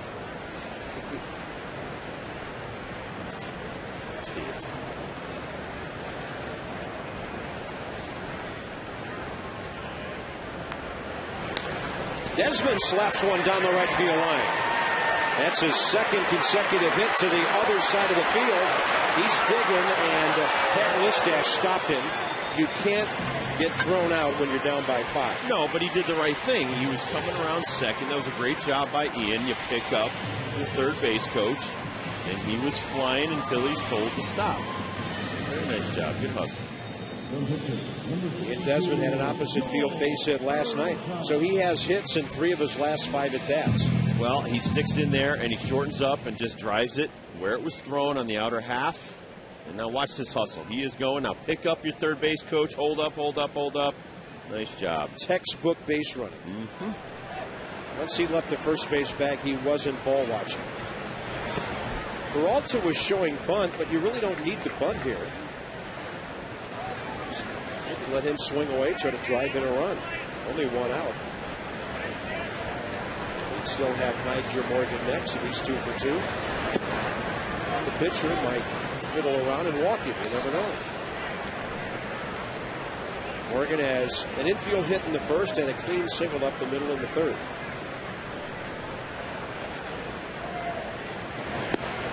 Ball 3. Peralta must, or rather, Neese must know that Peralta has never made an out in the major leagues. A couple of RBI, too. Yes, he does. Take another one, Joel. He told me that Joel is the Spanish pronunciation, but he's okay with Joel or Joel. And he bounces it up the middle. Cut off. And a Good play by Tejada kept him from getting a second big league hit.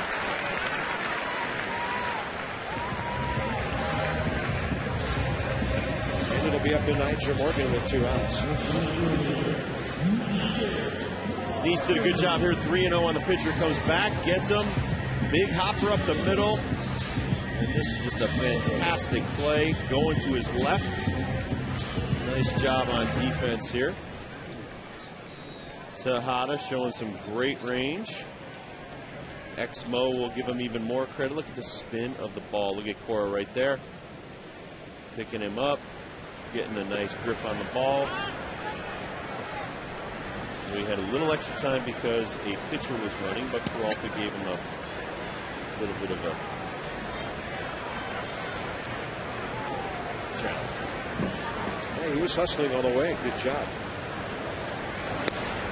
2-0 to Morgan. I had someone say that there's no way our team hustles all the time. And I said, this team runs out everything, even the pitchers. That man right there. Well, whoever said that doesn't watch him every day. Nope. Also said this morning that he had a team meeting and he told them, let's play as hard as we can and make it tough so that Mike Rizzo won't have to be a seller.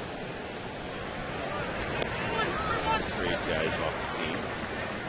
There's Mr. Rizzo. I'm sure a lot of people are ringing that guy's phone. Mike has a lot on his plate right now. Little pop fly, left field line. That'll be easy for Jason Bay. And the Nats are gone after the 1-out double. Still haven't scored. And the Mets lead by 5.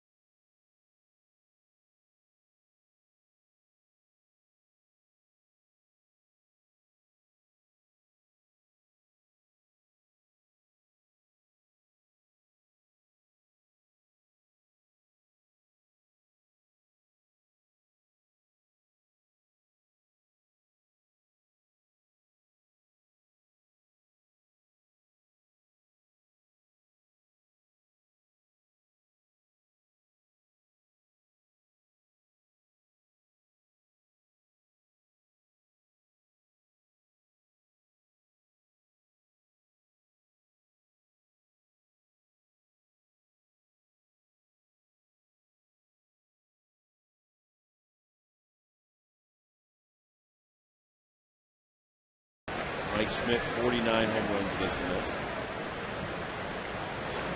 With Chipper, was I even close? I'm going to have to go back and memory bank on that one. He's got 42, we're told. I knew he had great numbers against the Mets. That's why they always chant his given name, Larry, when he comes to the ballpark in New York.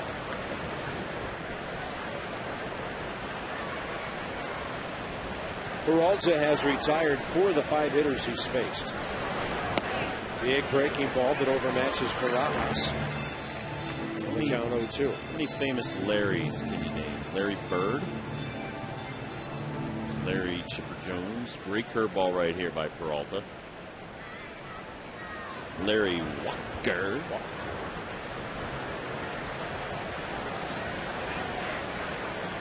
Debbie Taylor with Larry Zonka. Very nice. Very nice.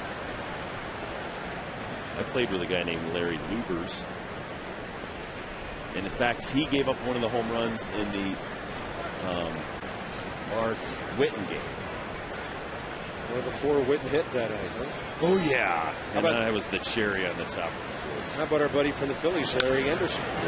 Larry Anderson. Mike Morris will drift for this one.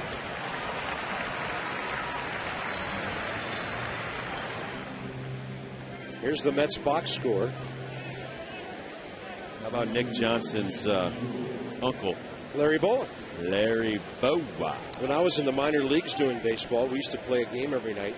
We'd pick a letter of the alphabet and try to come up with 100 players whose name began with that letter, last name. It was hard. Take us all night. Larry Doby. Black Heritage Month. Larry Doby, first African-American. Good call. Very nice. One night we had the letter D. We were stuck on 99. And my buddy pulled out the name of Whammy Douglas. And I said, I called foul. There's no way there was a Whammy Douglas. The next night he brought his baseball card to the ballpark. Pretty sure his name wasn't Larry. And every time he got a double, they said double whammy. Well, he was a pitcher. It might have happened at time or two. Jeff Rancour is the batter. Wasn't Larry Sanders a great sports agent on HBO?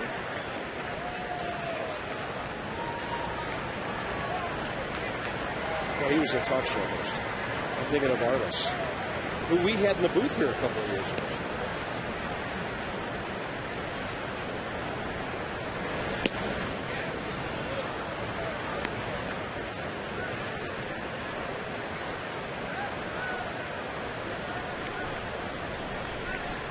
One ball and two strikes to Jeff Rancour with Cora on deck.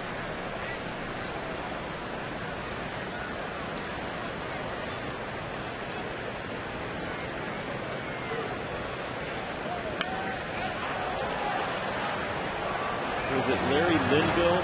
Was he Trapper John on MASH? Yeah. Major Frank Burns. Ferret face? No. Folks, can you tell it's 5-0 in the sixth inning?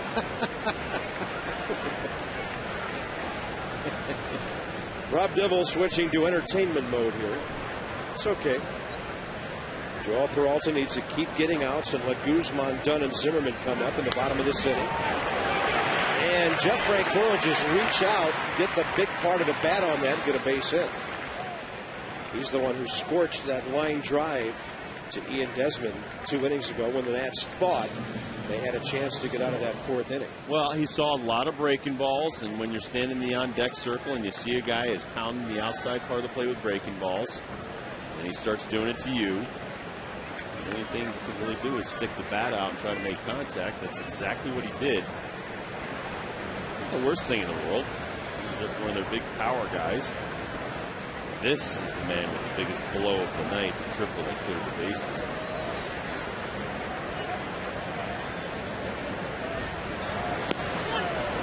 Alex also one of my favorite Mets, though. He's a great kid. Played with his brother, Joey. Who coaches with Ozzie Guillen. And they talk about him often as a next manager somewhere. Ozzie Guillen's name got dropped in Florida the other day. Well, he coached there for a little bit. Yes, he did. In the air to left, and Josh Willingham is there for the second out.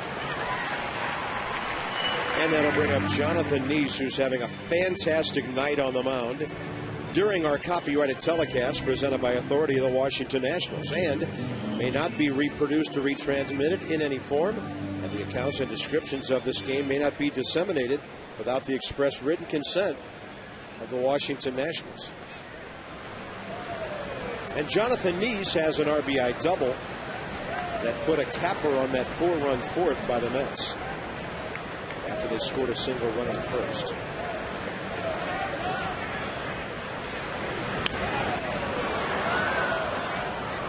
Larry Durker, pitcher. manager for time and broadcaster for 20 years before he went down on the field. He did it all for the Astros. He did. Larry Starr, my former trainer in Cincinnati, was a trainer back in the Big Red Machine era. 30 years in the major leagues. It's amazing what one trivia question can spawn. Middle of the 6th inning, the Mets have stranded 3, the Nats 4, but New York leads by 5.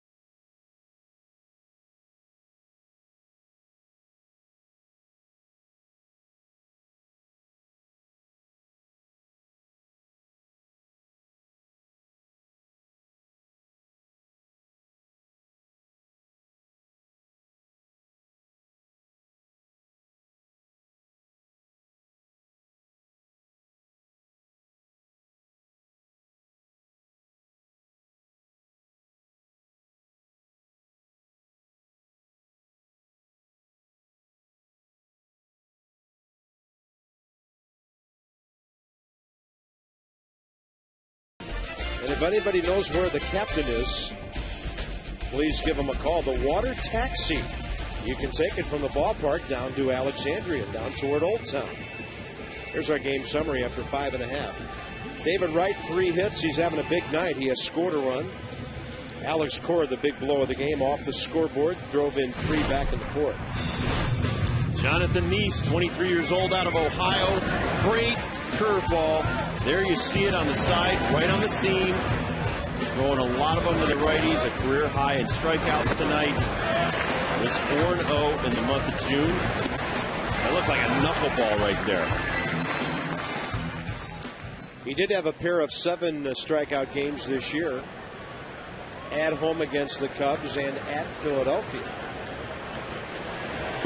Nats have had a hard time putting the ball into play. Maybe he picked that up from R.A. Dickey. Dickey throws a knuckleball. Also throws about 88 to 90. You know, this is interesting. Of the 11 guys who put the ball in play, 5 have base hits. But there are 8 with no contact. And Guzman is 0 for 2 with a strikeout and a ground ball to short. That's on the corner, 2-1. So you would say he scattered 5 hits? Exactly. When you read the newspaper and it says he scattered hits, it means not many of them were together. I mean, he gets behind Guzman 2-0 and throws 2 pitches right on the black. Well, because when he's behind, he has so much confidence in these secondary pitches, he can throw them for strikes at will. I would say 3-0. He'll throw breaking balls. Guzman gets jammed, and that'll be easy for Ike Davis. Nationals box scored not much except in the top night. Morgan 2 for 2. 2 for 3 now. Hits by Zimmerman in the 2nd. Willingham in the 4th. A double by Desmond in the 5th. Well, but this is where we're supposed to make our money on Neese. He's batting average against the third trip through 346. We shall see.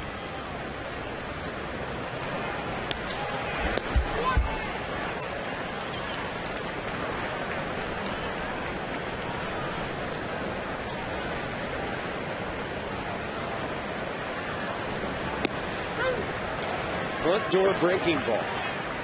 So now Adams got to be aware of that, and he's been getting him out away. Dunn has struck out twice already. The drop down sideline and side arm and frisbee that one outside. Cleanup man tonight, Ryan Zimmerman next. Adam Dunn hits it hard to center. And over to grab it, Angel Pagan. That ball took off on him. And Adam Dunn couldn't have hit it any harder. 2 outs.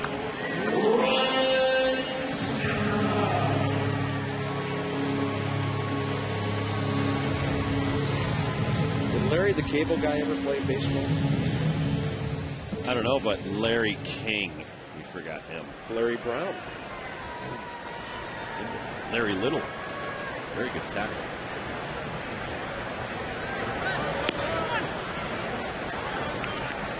We'll finish this up. Larry is a masculine given name in English derived from Lawrence or Lawrence. It can be shortened. So that's how it became Larry. Okay. As always, I give you the last word. 1 ball to 1 strike to Zimmerman. You never thought you'd work with a guy that could talk so much, did you? Let me think about that. No, I didn't.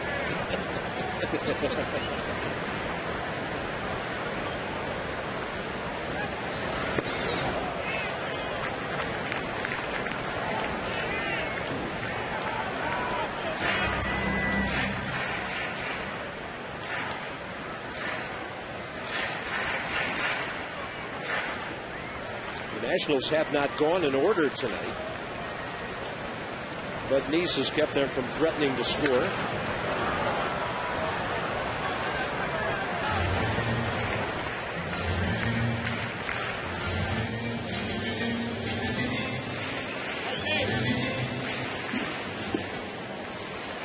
Jim Riggleman's ball club played a fantastic game last night. Unable to get to Nice tonight. And if the Nats can't come back and win this game, I mean, it's pretty simple math. They will be on schedule for 70 wins this year. And we all expect they'll be better in the second half than 35.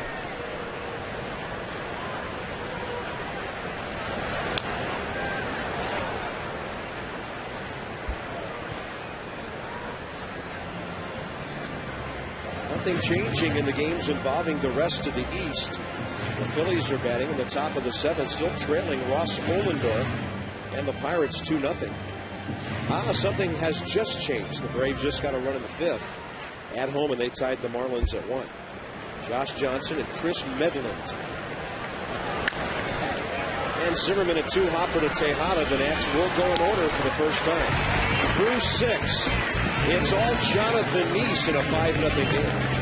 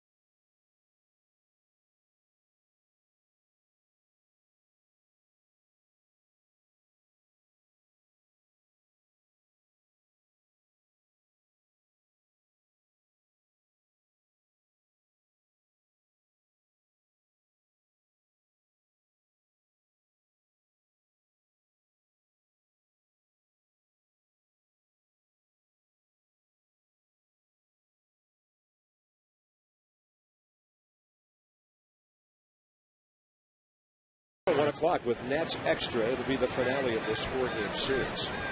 Fox has the ball game tomorrow at 4:10. Steven Strasburg for the Nats. R.A. Dickey for the Mets. Top 7, top of the order for New York. By the way, Rob, do you have flashbacks when you see the white ball caps? Oh, I do. And Cincinnati changed from the red hats with the white C's to the ice cream man, all white unis. The little red pinstripes running through them. I think that's because it was from their 40s or 50s. Oh, they wore those. Yeah, they wore those into the 60s. They wore those for a long time. So they got the sleeveless jerseys. We wore red T-shirts underneath, but then all white top, all white hat, all white pants. I didn't feel so tough.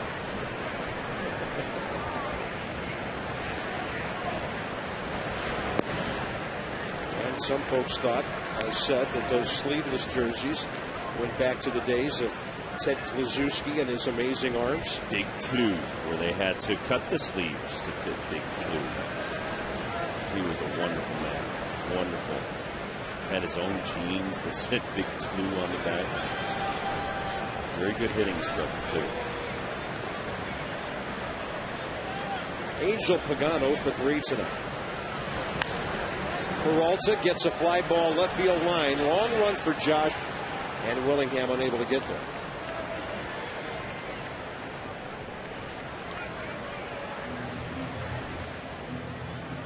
9 o'clock hour and not too bright here at Nationals Park. Can you already tell the days are getting shorter a little bit?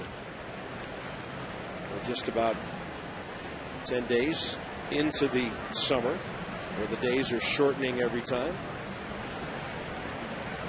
And it's all Mets right now, 5-0 after the Nats won that ball game 2-1 last night. They've out-hit Washington 6-5. But a hit batter and 2 walks really hurt Luis Adelano. That ball hit hard up the middle, and Pagan has his first hit of the ball game. They said that Carlos Beltran played a full rehab game the other night, so they're looking forward to his return in the near future. You know, when we were there to start the season, just about early week or 2 of the season, they thought they might have Beltran back sometime in May. So that initial projection, at least 2 months off.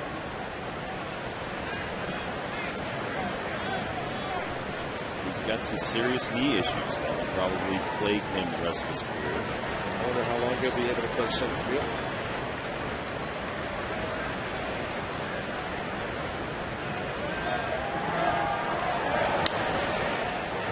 Another hard hit ball. Willingham right there.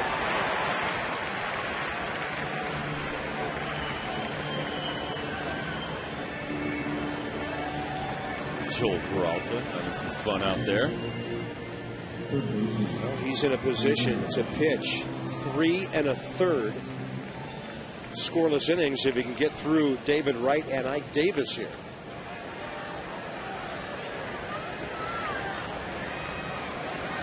When this ball game started tonight, the Nats had their lowest staff ERA of the year and their highest league ranking of the year, 4.06. And number 9 in the National League. I mean, there was a time when the Nats had the worst ERA in the league. They've made a steady climb. The winning hasn't necessarily gone along with that because the defense has betrayed Jim Riggleman and Steve McCatty's pitchers on many occasions. So earned runs are one thing, total runs another. But it would be good, Rob, to keep it going, and at least at some point, by the end of this month, they might be able to get that ERA down into the 3s.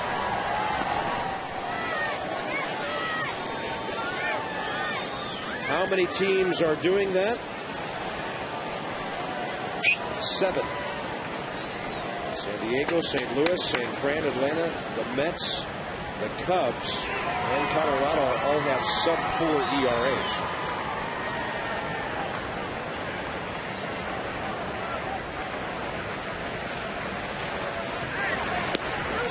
Breaking ball to David Wright, who's 3 for 3.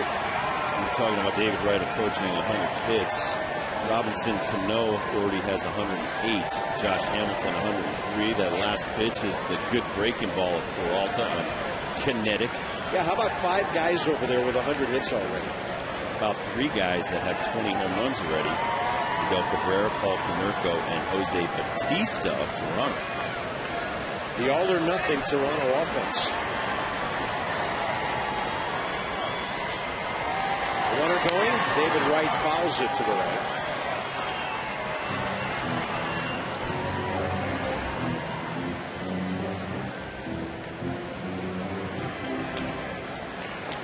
Yankees and the Blue Jays ushered in the holiday weekend with a day game today in New York.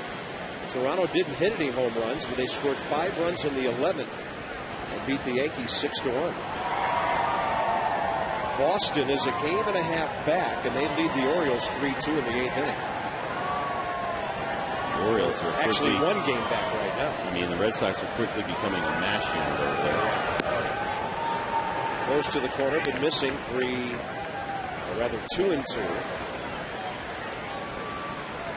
Cleanup man Ike Davis is next.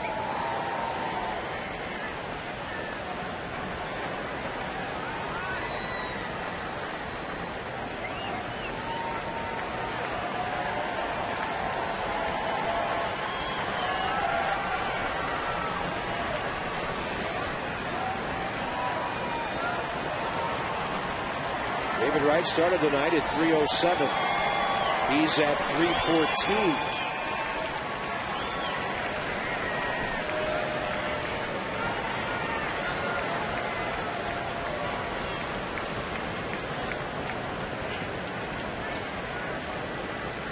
Runner goes, swing and a miss. Budge's throw is late and off to the right. And Angel Pagan has his 15th steal of the year, as David Wright is retired for the first time today.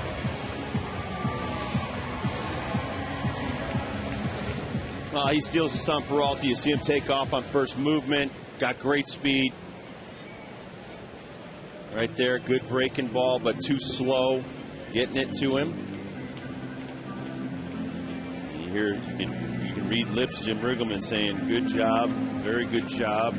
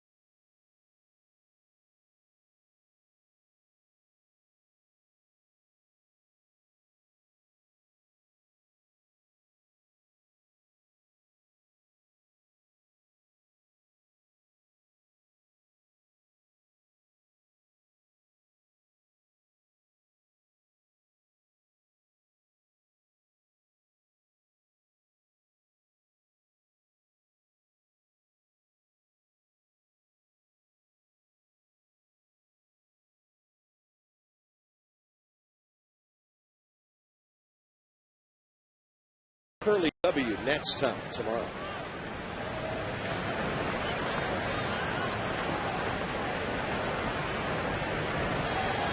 Ike Davis, the hitter, 0 for 2 in the walk. On the outside corner.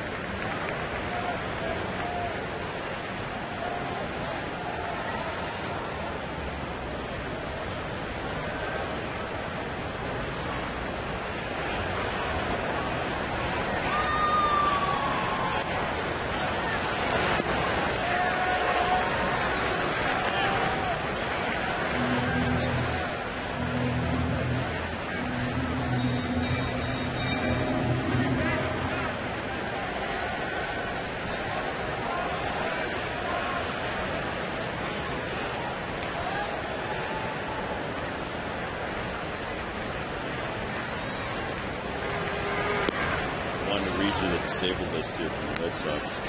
Jed Lowry, Victor Martinez, Jacoby Ellsbury, Jeremy Hamida, Mike Lowell, Josh Beckett, Mike Cameron, Manny Del Carmen, J.D. Drew, Jason Varitek. Drew is probable, by the way, with the neck. He's not on the DL. Clay Buchholz has a bad hamstring. He may not come back. Dustin Pedroia and Junichi Tozawa. And they're only a game and a half out of first place. That's a deep club. Yes, it is. They're battling. And a lot of guys they called up are doing a great job, too. 1 ball and 2 strikes to Ike Davis. By the way, if you didn't hear the news, Elijah Dukes signed with the Newark Bears yesterday. Orlando El Duque Hernandez has joined the Nationals family in the minor leagues. He'll go to Vieira. Now, did you tell me Tim Raines is managing that club? Tim Raines is the manager of that new. You know who else is on that team? Carl Everett, Darrell Ward, a former Nat, and Brian Barton, all former major leaguers. That's on the corner, and Ike Davis is gone. Time to stretch in Washington, time to rally. Willingham first, Rodriguez, and then Michael Morris. 5-9.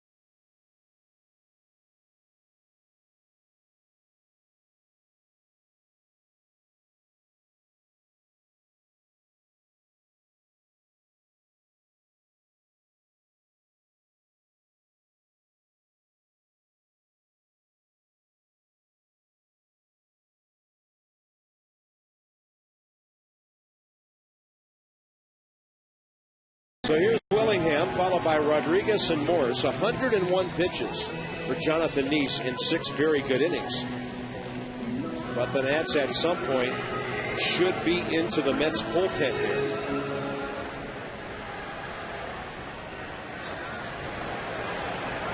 The Hammer 1 for 2 tonight.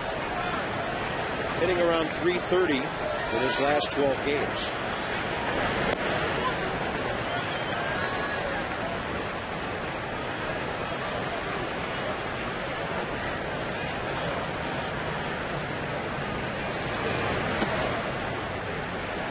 There was a time this year when Josh had walked more than he had struck out. It's still close, 58 strikeouts, 50 walks. His on-base average continues to hang in there. He's near the 410 mark. Low 80s on that breaking ball, 1 and 2.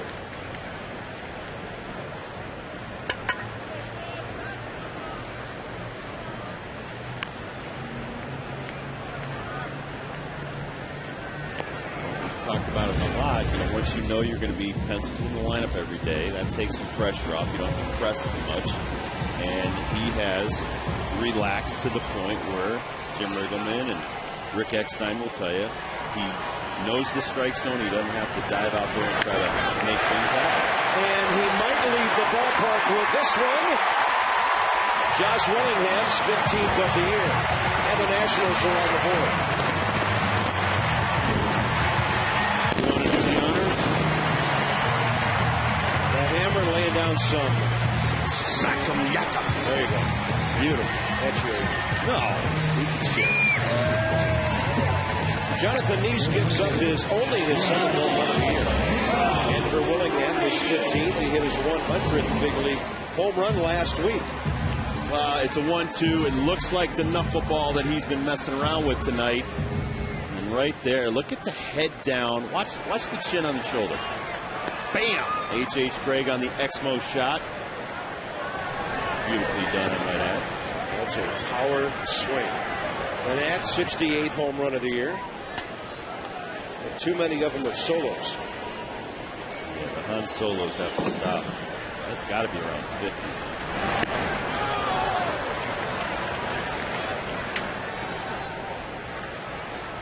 Miguel Batista.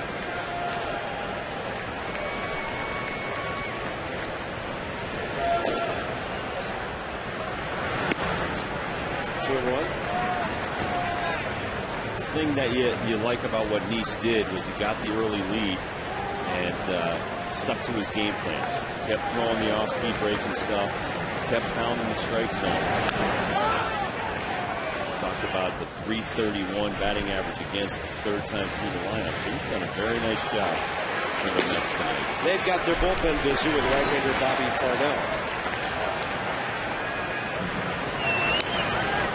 When you talk about the record, I mean, R.A. Dickey, he came on, did a great job. Mike Pelfrey's having an all-star year for the Mets this year.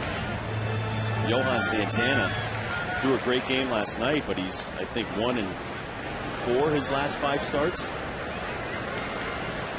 There's R.A. Dickey.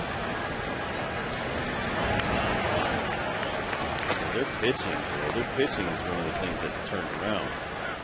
As mentioned earlier, one of 7 teams in the league under 4 at 3.81, 5th best team ERA.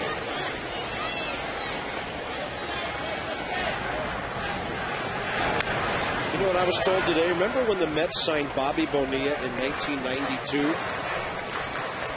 And he said, "You'll never wipe the smile from my face." Yeah, I remember that one. 2 years from now, the Mets start paying him deferred money every year for 20 years. That's trouble. That ball is caught by Jeff Francoeur. Oh, Franchi. Playing it aggressively, which he always does. And that robs Rodriguez of a base hit. That ball would have gotten away from Francoeur. Things could have gotten interesting in a hurry. Wow, it's just a great catch. This ball is diving quickly. He runs in. And they would call that a shoestring catch. That's a big body flying around out there. I knew the Exmo would catch the action. Look at the almost hyperextend that front leg, but nice save there at the end. Tough landing. Closes his eyes. Yep. Oh, because it was going to hurt. Braces himself for the fall. You know, and this guy from the Mets who told me about this Bonilla thing, I said, what is it, a couple $100,000 a year? He goes, oh, no. In a year, the rest of his life. Right. So in the next year or two, Bobby Bonilla will be back on the Mets payroll after signing with them almost 20 years ago. At least the 60s, right? It's crazy. That's absolutely crazy.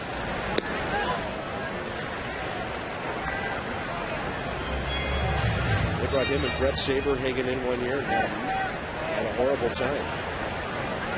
Michael Morse has flied out twice to Francoeur tonight. He gets jammed on that one and he'll fly out to Pagan. 2 outs with Ian Desmond coming up. You can still vote for the 34th and final player for each National League American League roster at Nationals.com. Check in Sunday to see who made the team and who should get the 34th and final spot. So you can still do that at Nationals.com, even though the regular fan voting came to an end last night.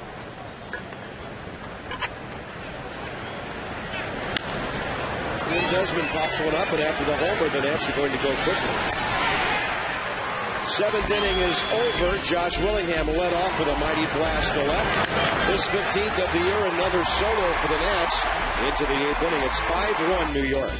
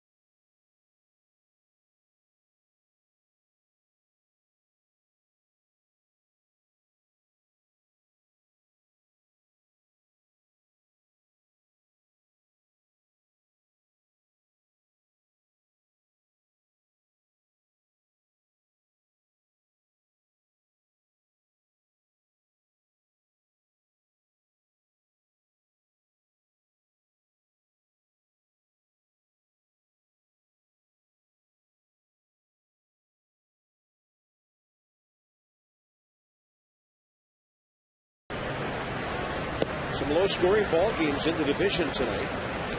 Pirates are now batting, bottom 8, leading the Phillies 2-0.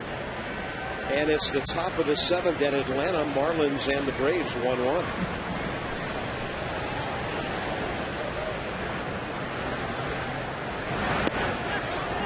That's a swing. And the count to Jason Bay, who's 0 for 2 with a walk, is 1-1.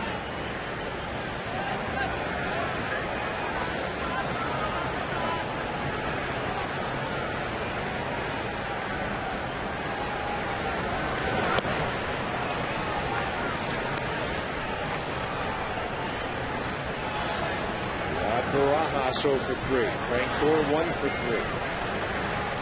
Middle of the lineup's not been the problem tonight, except for those 2 walks back in the 4th. And a little tapper by the mound. Guzman on the charge. Quick with the hands and a very good play.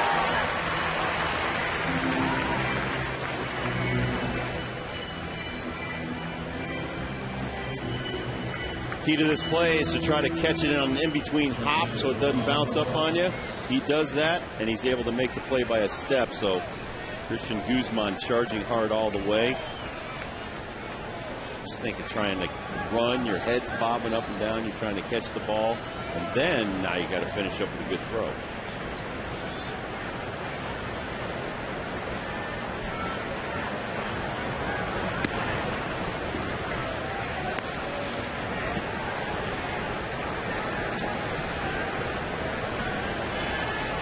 By the way, the Red Sox won that game at home over Baltimore. So they are now 1/2 game behind the Yankees. That ball hammered to right, but Morse is there off the bat of Barajas, 2 outs. Celebrate the 4th of July. If you don't come to the ballpark here, head on down to Woodbridge, Fitzner Stadium, where the Potomac Nationals have a special fireworks going for the largest show in Northern Virginia, July 3rd and the 4th. Visit PotomacNationals.com or call 703-590-2311. The Potomac Nationals come join the party. Batista up for the 2nd time. And a base hit to right for Jeff Francoeur. Punchy with a couple of hits tonight to right field. And his grab of that Pudge Rodriguez line drive might have been the Nats' last gasp offensively. We'll find out when the bottom of the 8th rolls around and Washington hits for the pitcher.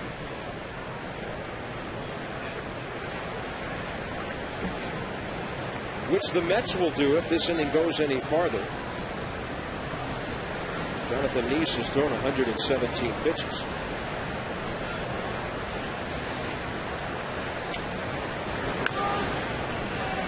Here comes Desmond on that chopper, drops it.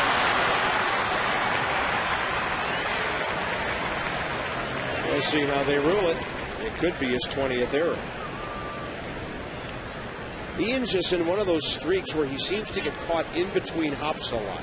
This is what we just talked about with Christian Guzman. You got to try to grab this ball before it comes back up, and right there it's going to start coming back up, and it's too late. Exmo will show it. He's on the run. Very hard to get low and on a full sprint at the same time. Jim Riggleman will not let Burnett face Fernando Tatis, who's been announced as the pinch hitter. By the way, that was ruled Ian Desmond's 20th error of the year. It finishes Sean Burnett here in the 8th. And the Nats with Batista.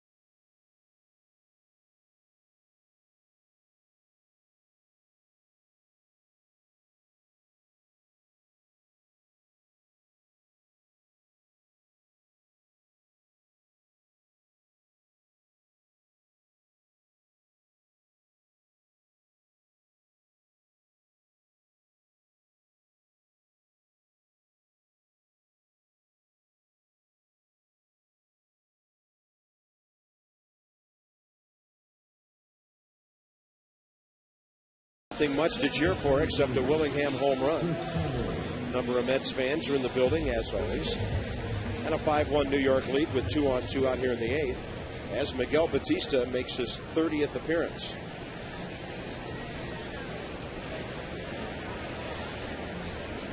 Sean Burnett just made his 36th.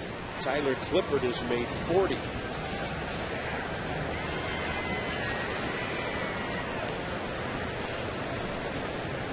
Now the Mets will switch off and go to Chris Carter, the left-hander for Tatis. He'll swing at the first pitch and foul it.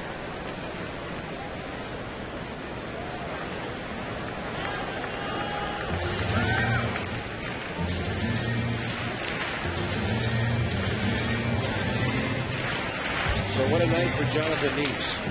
He gives up 1 run on 6 hits and 7 innings of work.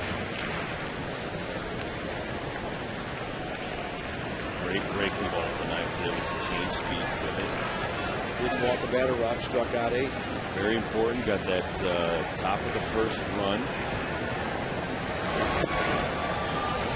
And he was able to shut down the Nationals basically by keeping to his game plan, which was changing speeds but working ahead in the count.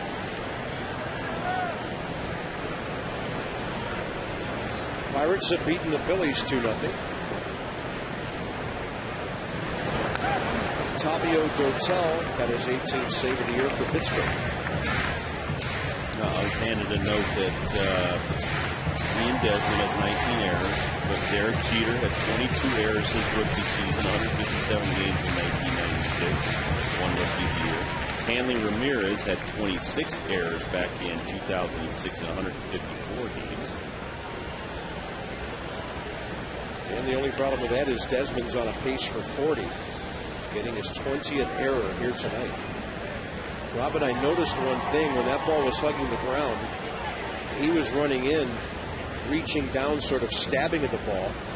But one thing over the years we've seen from Ryan Zimmerman is that he approaches the ball with his glove basically scraping the ground. And his glove always comes up to the ball.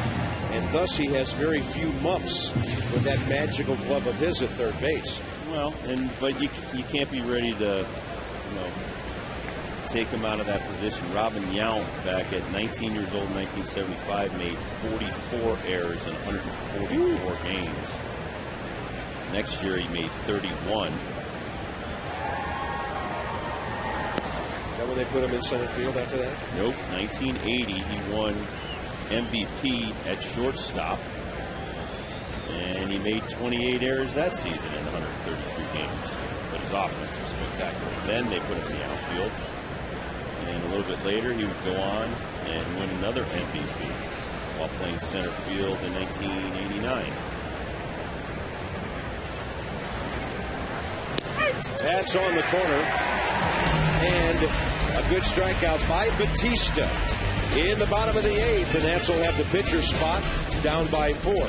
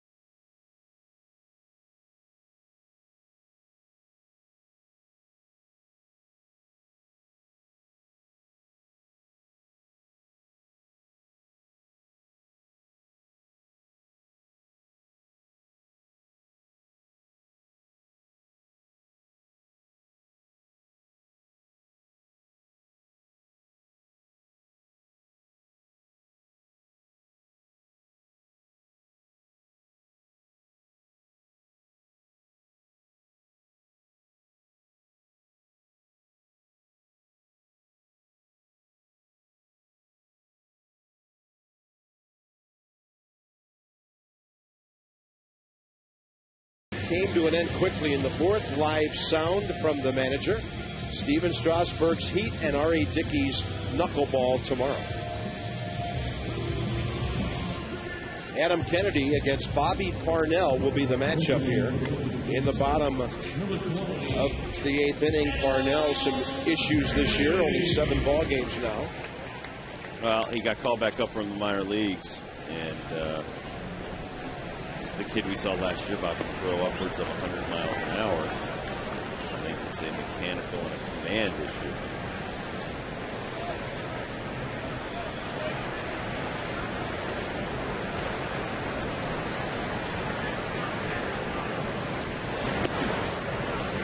Kennedy this year as a pinch hitter. 3 for 9 with an RBI. Few at bats lately.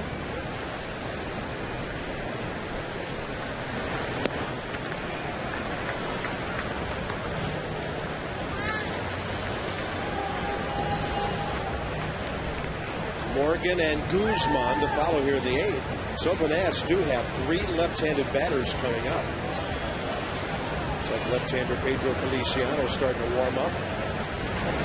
The Nats got him last night. He got the loss in the game. Responsible for the run the Nationals scored in the 9th inning.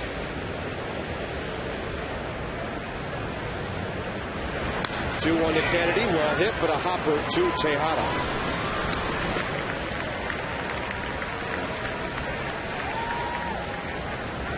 Nationals have had 3 leadoff men aboard tonight. One of them rounded the bases. Willingham in the 7th. On the top of the order now for Nyjer Morgan, who's 2 for 3. And he's having a pretty good series. He's 4 for 8 against the Mets.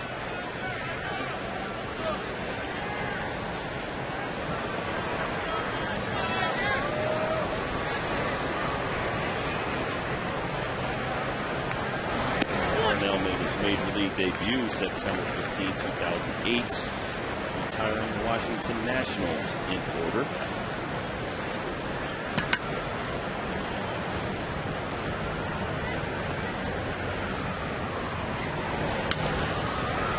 Morgan scoots one to the right side, but Cora is there. That's a solid defensively. Wow, he's a gold glover. He can pick him. He just won the field tonight. Triple clear the bases. Back in the top of the 4th inning. Like we talked about, Adelano got in some trouble. A hit, couple of walks, and he gets a couple of outs, and then just 1 second of lack of concentration, and Cora burned us. Looks like Doug Slayton will take over for the Nats in the 9th against the top of the Mets order. Well, if there's any chance to win this ball game, this may be the man who has to get on base. With Adam Dunn coming up next, it's Christian Guzman, who's 0 for 3, batting left-handed for the first time. Then he serves one out to left center, but right there's Pagan. The Nationals go in order. They've had 1 hit since the 5th inning. Willingham's homer and trail by 4.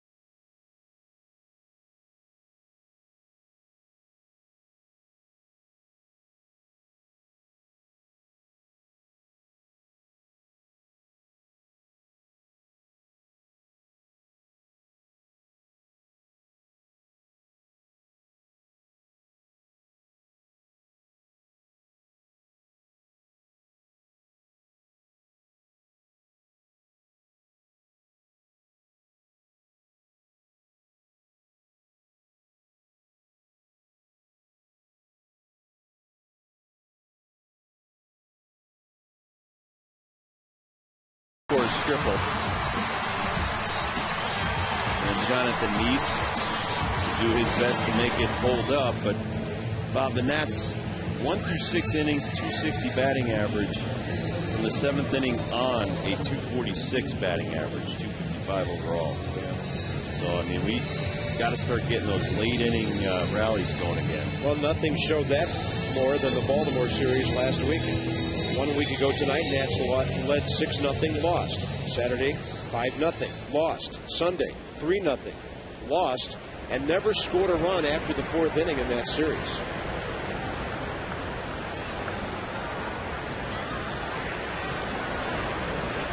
Here's Pagan.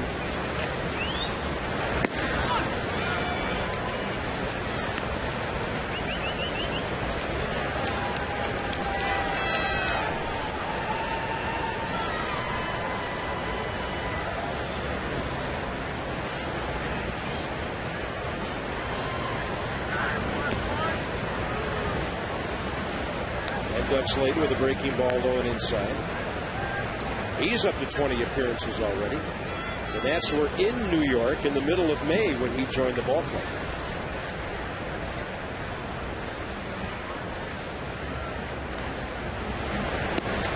Good hard breaking ball inside for the right-hander. And Angel Pagan all over the place with that swing. Did he hammer the catcher with that one?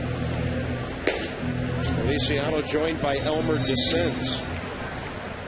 Last pitch right here, you see the wild swing by Pagan, and he does clip Pudge on the side of the mask right there.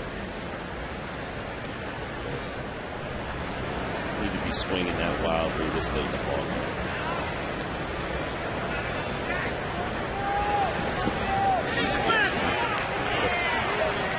Yeah, didn't take much of an appeal. Don't do that to my catcher, says Doug Slayton. 1 out.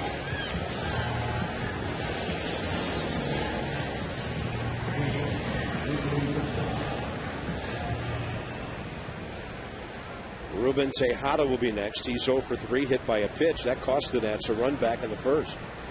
Luis Adelano gave up 3 runs tonight with guys crossing the plate who didn't hit their way on.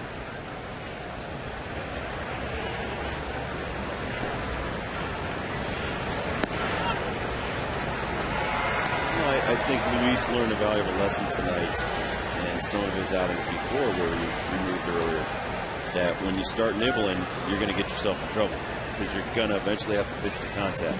So when he's aggressive and works ahead, much more successful. Little tapper that Slayton will come in and glove. On target to Adam Dunn, 2 outs.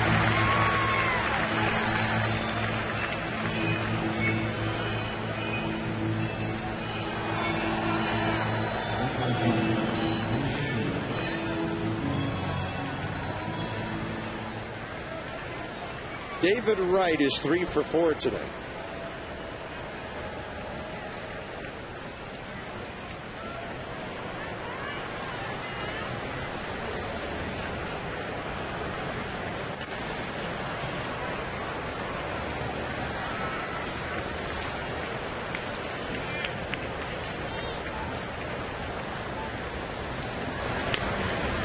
One hopper to his Tidewater friend, Ryan Zimmerman, and the ninth is over. For the Nats, Adam Dunn will lead off. Ryan Zimmerman, and then Josh Willingham. Dunn is 0 for 3 tonight. Zimmerman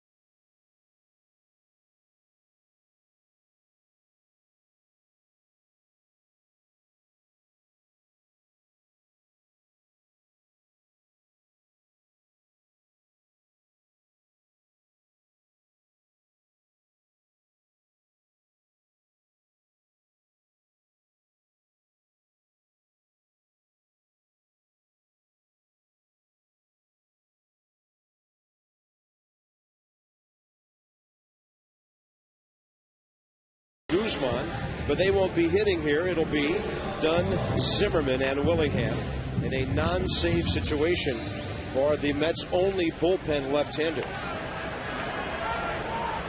Rally cap for that little guy, and Adam Dunn 0 for 3 tonight. Braves have taken a 2-1 lead over the Marlins in the 7th down in Georgia. The Phillies lost their game, shutout at Pittsburgh, and here we go in Washington, bottom 9. Front door fastball for a strike.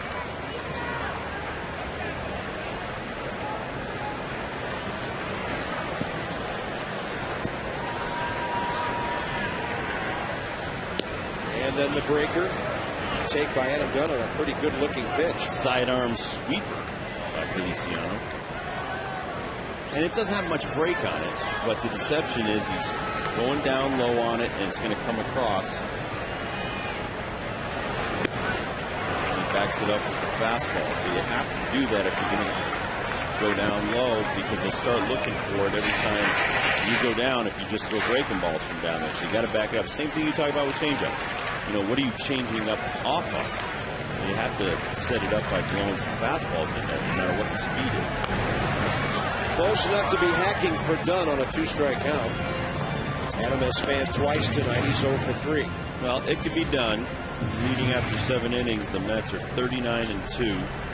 After 8 innings, they're 39-1.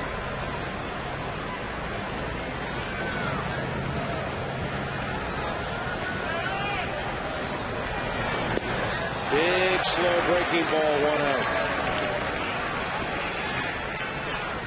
Next up, Zimmerman. Well, we've already established that he has a good breaking ball from down under. Here, he comes down and he's going to change speeds with it. There you see the grip. There you see him turn it over. And he's in fielding position as the ball comes back at him. And that's a nice day's work for Mr. Feliciano. He gets a big hitter. Elmer descends against Zimmerman.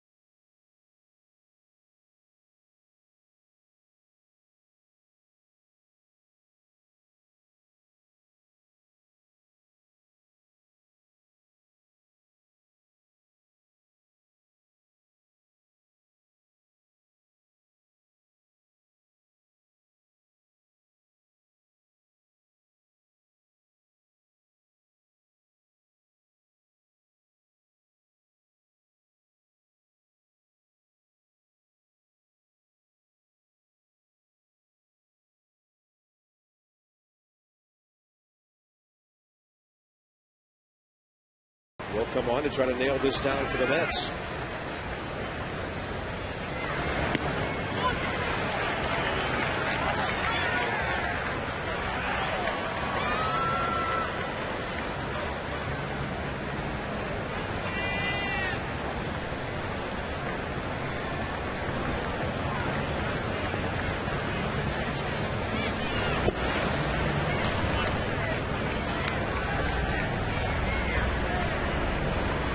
Tonight, a base hit to the opposite field in 3 trips.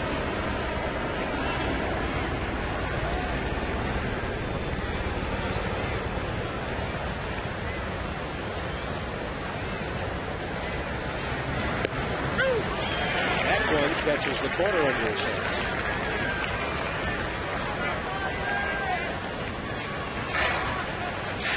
One pitch, he's going to throw a fastball. It'll come right on the inner half. You see Barajas framing it at the end.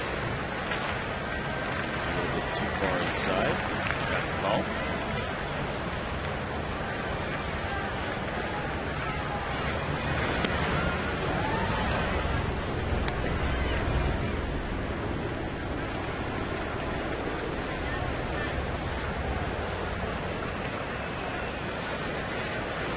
Mets trying to win their 45th game of the year. And at one game short of the halfway mark for them, get 10 games over 500. Well, and Elmer Pacens has tried his hand at starting. Started in Pittsburgh a few games, then in Cincinnati. Then with the D-backs in 03, made 30 starts. Tried a few with the Dodgers.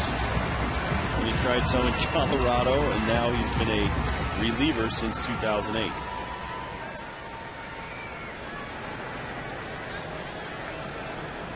"39 years of age. He's pitched in Mexico and Japan. And a breaking ball, doesn't miss by much. He's collected about 10 jerseys at the major league level. Now, doesn't Matt Stairs have the most with like 16? That sounds right.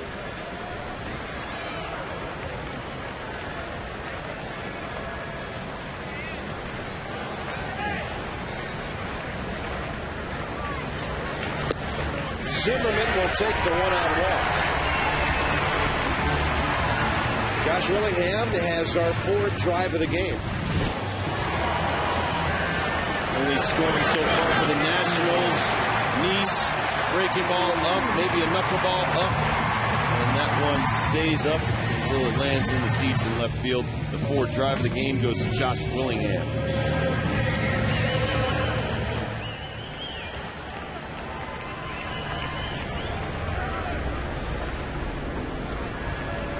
Willingham had a base hit in the fourth, so he's had a good night, 2 for 3.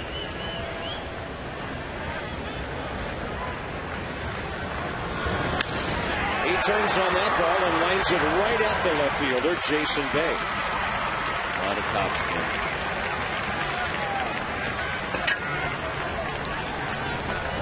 And the Mets are 1 out away from their 45th win.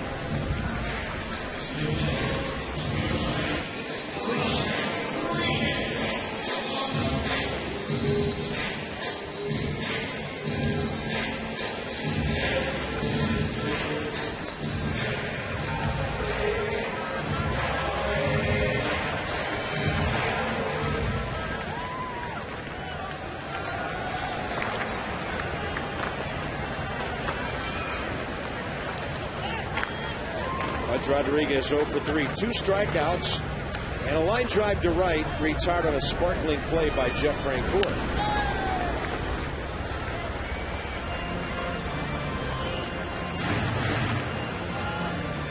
A reminder, tomorrow's game, Steven Strasburg and R.A. Dickey, 4:10 first pitch on Fox. We're back with you with Nats Extra, 1 o'clock Sunday afternoon. First pitch, 1:35, Craig Stammen.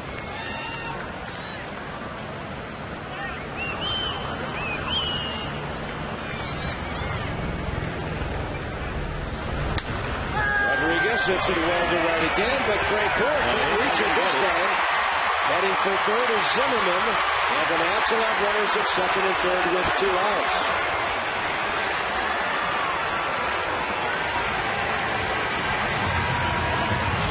Budge hits the ball with authority the other way. That's one of the longest drives we've seen him hit to the opposite field this year.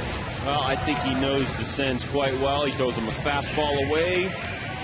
Well, he shows you he's going to the Hall of Fame someday. Lifetime .299 hitter for 20 seasons. Run doesn't mean anything right there. That would only make it 5-2. But the tying runs in the on-deck circle, and that makes it a save situation. And I think we know who's coming in for this. Well, at least.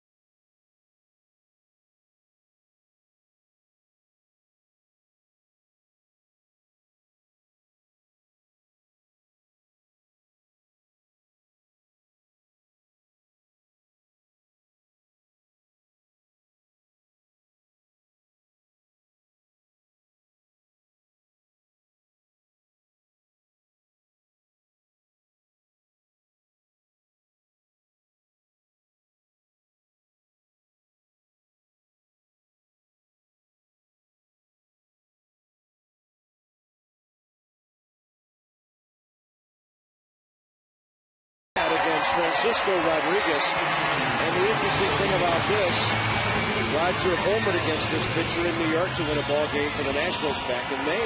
Yes, he did. And Francisco Rodriguez has trouble against the Nats. There you see the ERA. Likes to throw all of his pitches and sometimes gets him to fall behind. Then he came into Roger Bernardina, and you know the rest is history as he came for a home run. He can't tie the game, but he could get the Nats a lot closer. Desmond on deck. The Nationals still have a left-handed bat on their bench. That's ball one. And by the way, that left-handed bat just happens to be Met killer Willie Harris. Well, my managers in the minor leagues always said if you could bring the tying run into play in the ninth inning, you've had a good enough night where you thought you defeated. That home run by Bernardina, by the way, the only time in his career he has faced Francisco Rodriguez. That home run came on Wednesday, May 12th, in the top of the ninth, where the Nats scored 2 to beat the Mets 6-4 and win that series.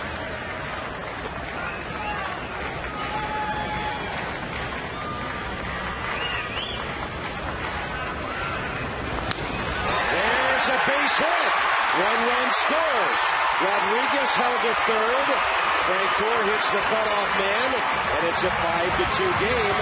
And the Nats will get the tying run to the plate. With Ian Desmond, they will not use Willie Harris here. Jim Riggleman will save him for the number 9 spot next. Well, and you got to go station to station. Ivan Rodriguez's run really doesn't matter, and you don't want to make the final out at home with Francoeur's arm, so he gets held at third. But a great job by Roger Bernardina on the base hit. Brings in the second run, so it cuts the lead to 3. Rogers pumped. Now it's up to the kid, Ian Desmond, to come through here.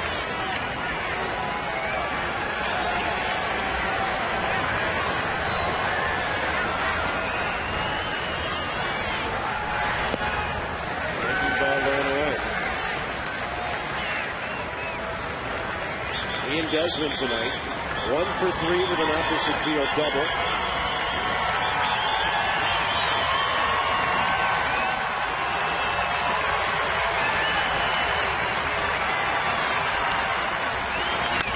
That ball is up the middle. It's a 5-3 game, and the tying run's on base. Great at bat by Ian Desmond. And here comes Willie Harris.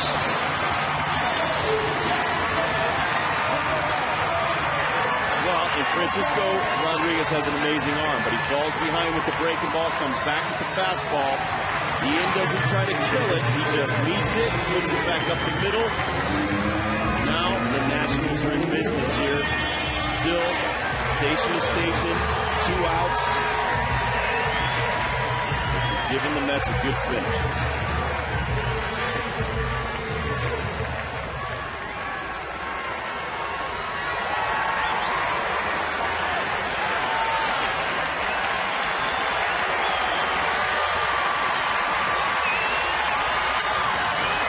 First pitch, and Willie pops it straight back.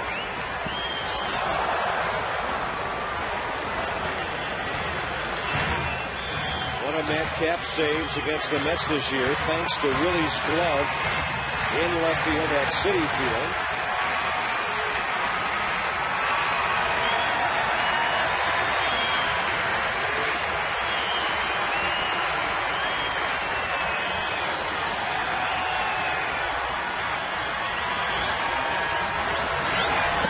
That's a breaking ball that misses low. 1 ball, 1 strike. Now, the first pitch was a fastball in, so Willie's looking something to drive. Ian Desmond got the second pitch fastball after Francisco Rodriguez fell behind.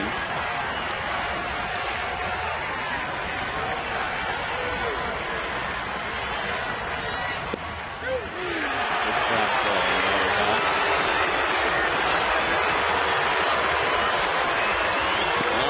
The outside corner right here, 1-1 pitch, beautiful fastball. And now you got to protect. He's got about 3 different pitches you can throw for a strike here.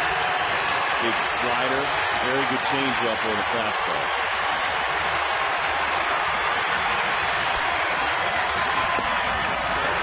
Changeup.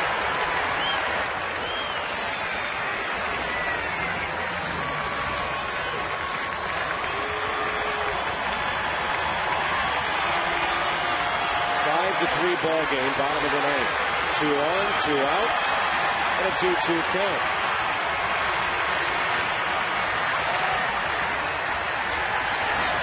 That ball hit about 4 or 5 feet in front of home plate. What happened there? And ricocheted up into the protector of Rod Barajas. Well, it looks like he goes to throw another changeup and buries it 54 feet in front of the mound. Barajas, great stop, did not allow the runners to move up. And then you'd have the tying run in scoring position.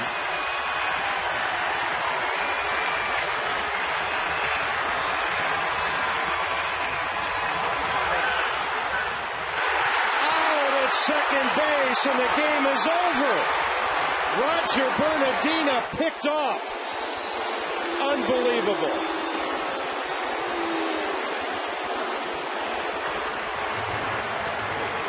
A run that meant nothing, and you cannot let that happen. Well, he gets too much. He gets a little bit complacent off of second base watching the at-bat. You can never trust these infielders because even if it's 3-2 in the bottom of the ninth inning, they're looking to pick you off. And that was a great job by Tejada. We saw Ian Desmond do this. He blocked second base, so Bernardina couldn't get back in. A shocking way for the ball game to end. The Nationals lose it 5-3, even though they out-hit the Mets 9-8. And for Rob Dibble and Debbie Taylor, Bob Carpenter, the series is now even, and tomorrow's game is at 4 o'clock on Fox. Join us Sunday on MASN 2 HD and DC 50 when the Nationals conclude this 4-game series with the Mets. We'll get you going that day at 1 o'clock. This has been a presentation of MASN. Stay tuned now. Nats Extra coming up from the ballpark right now and from the booth.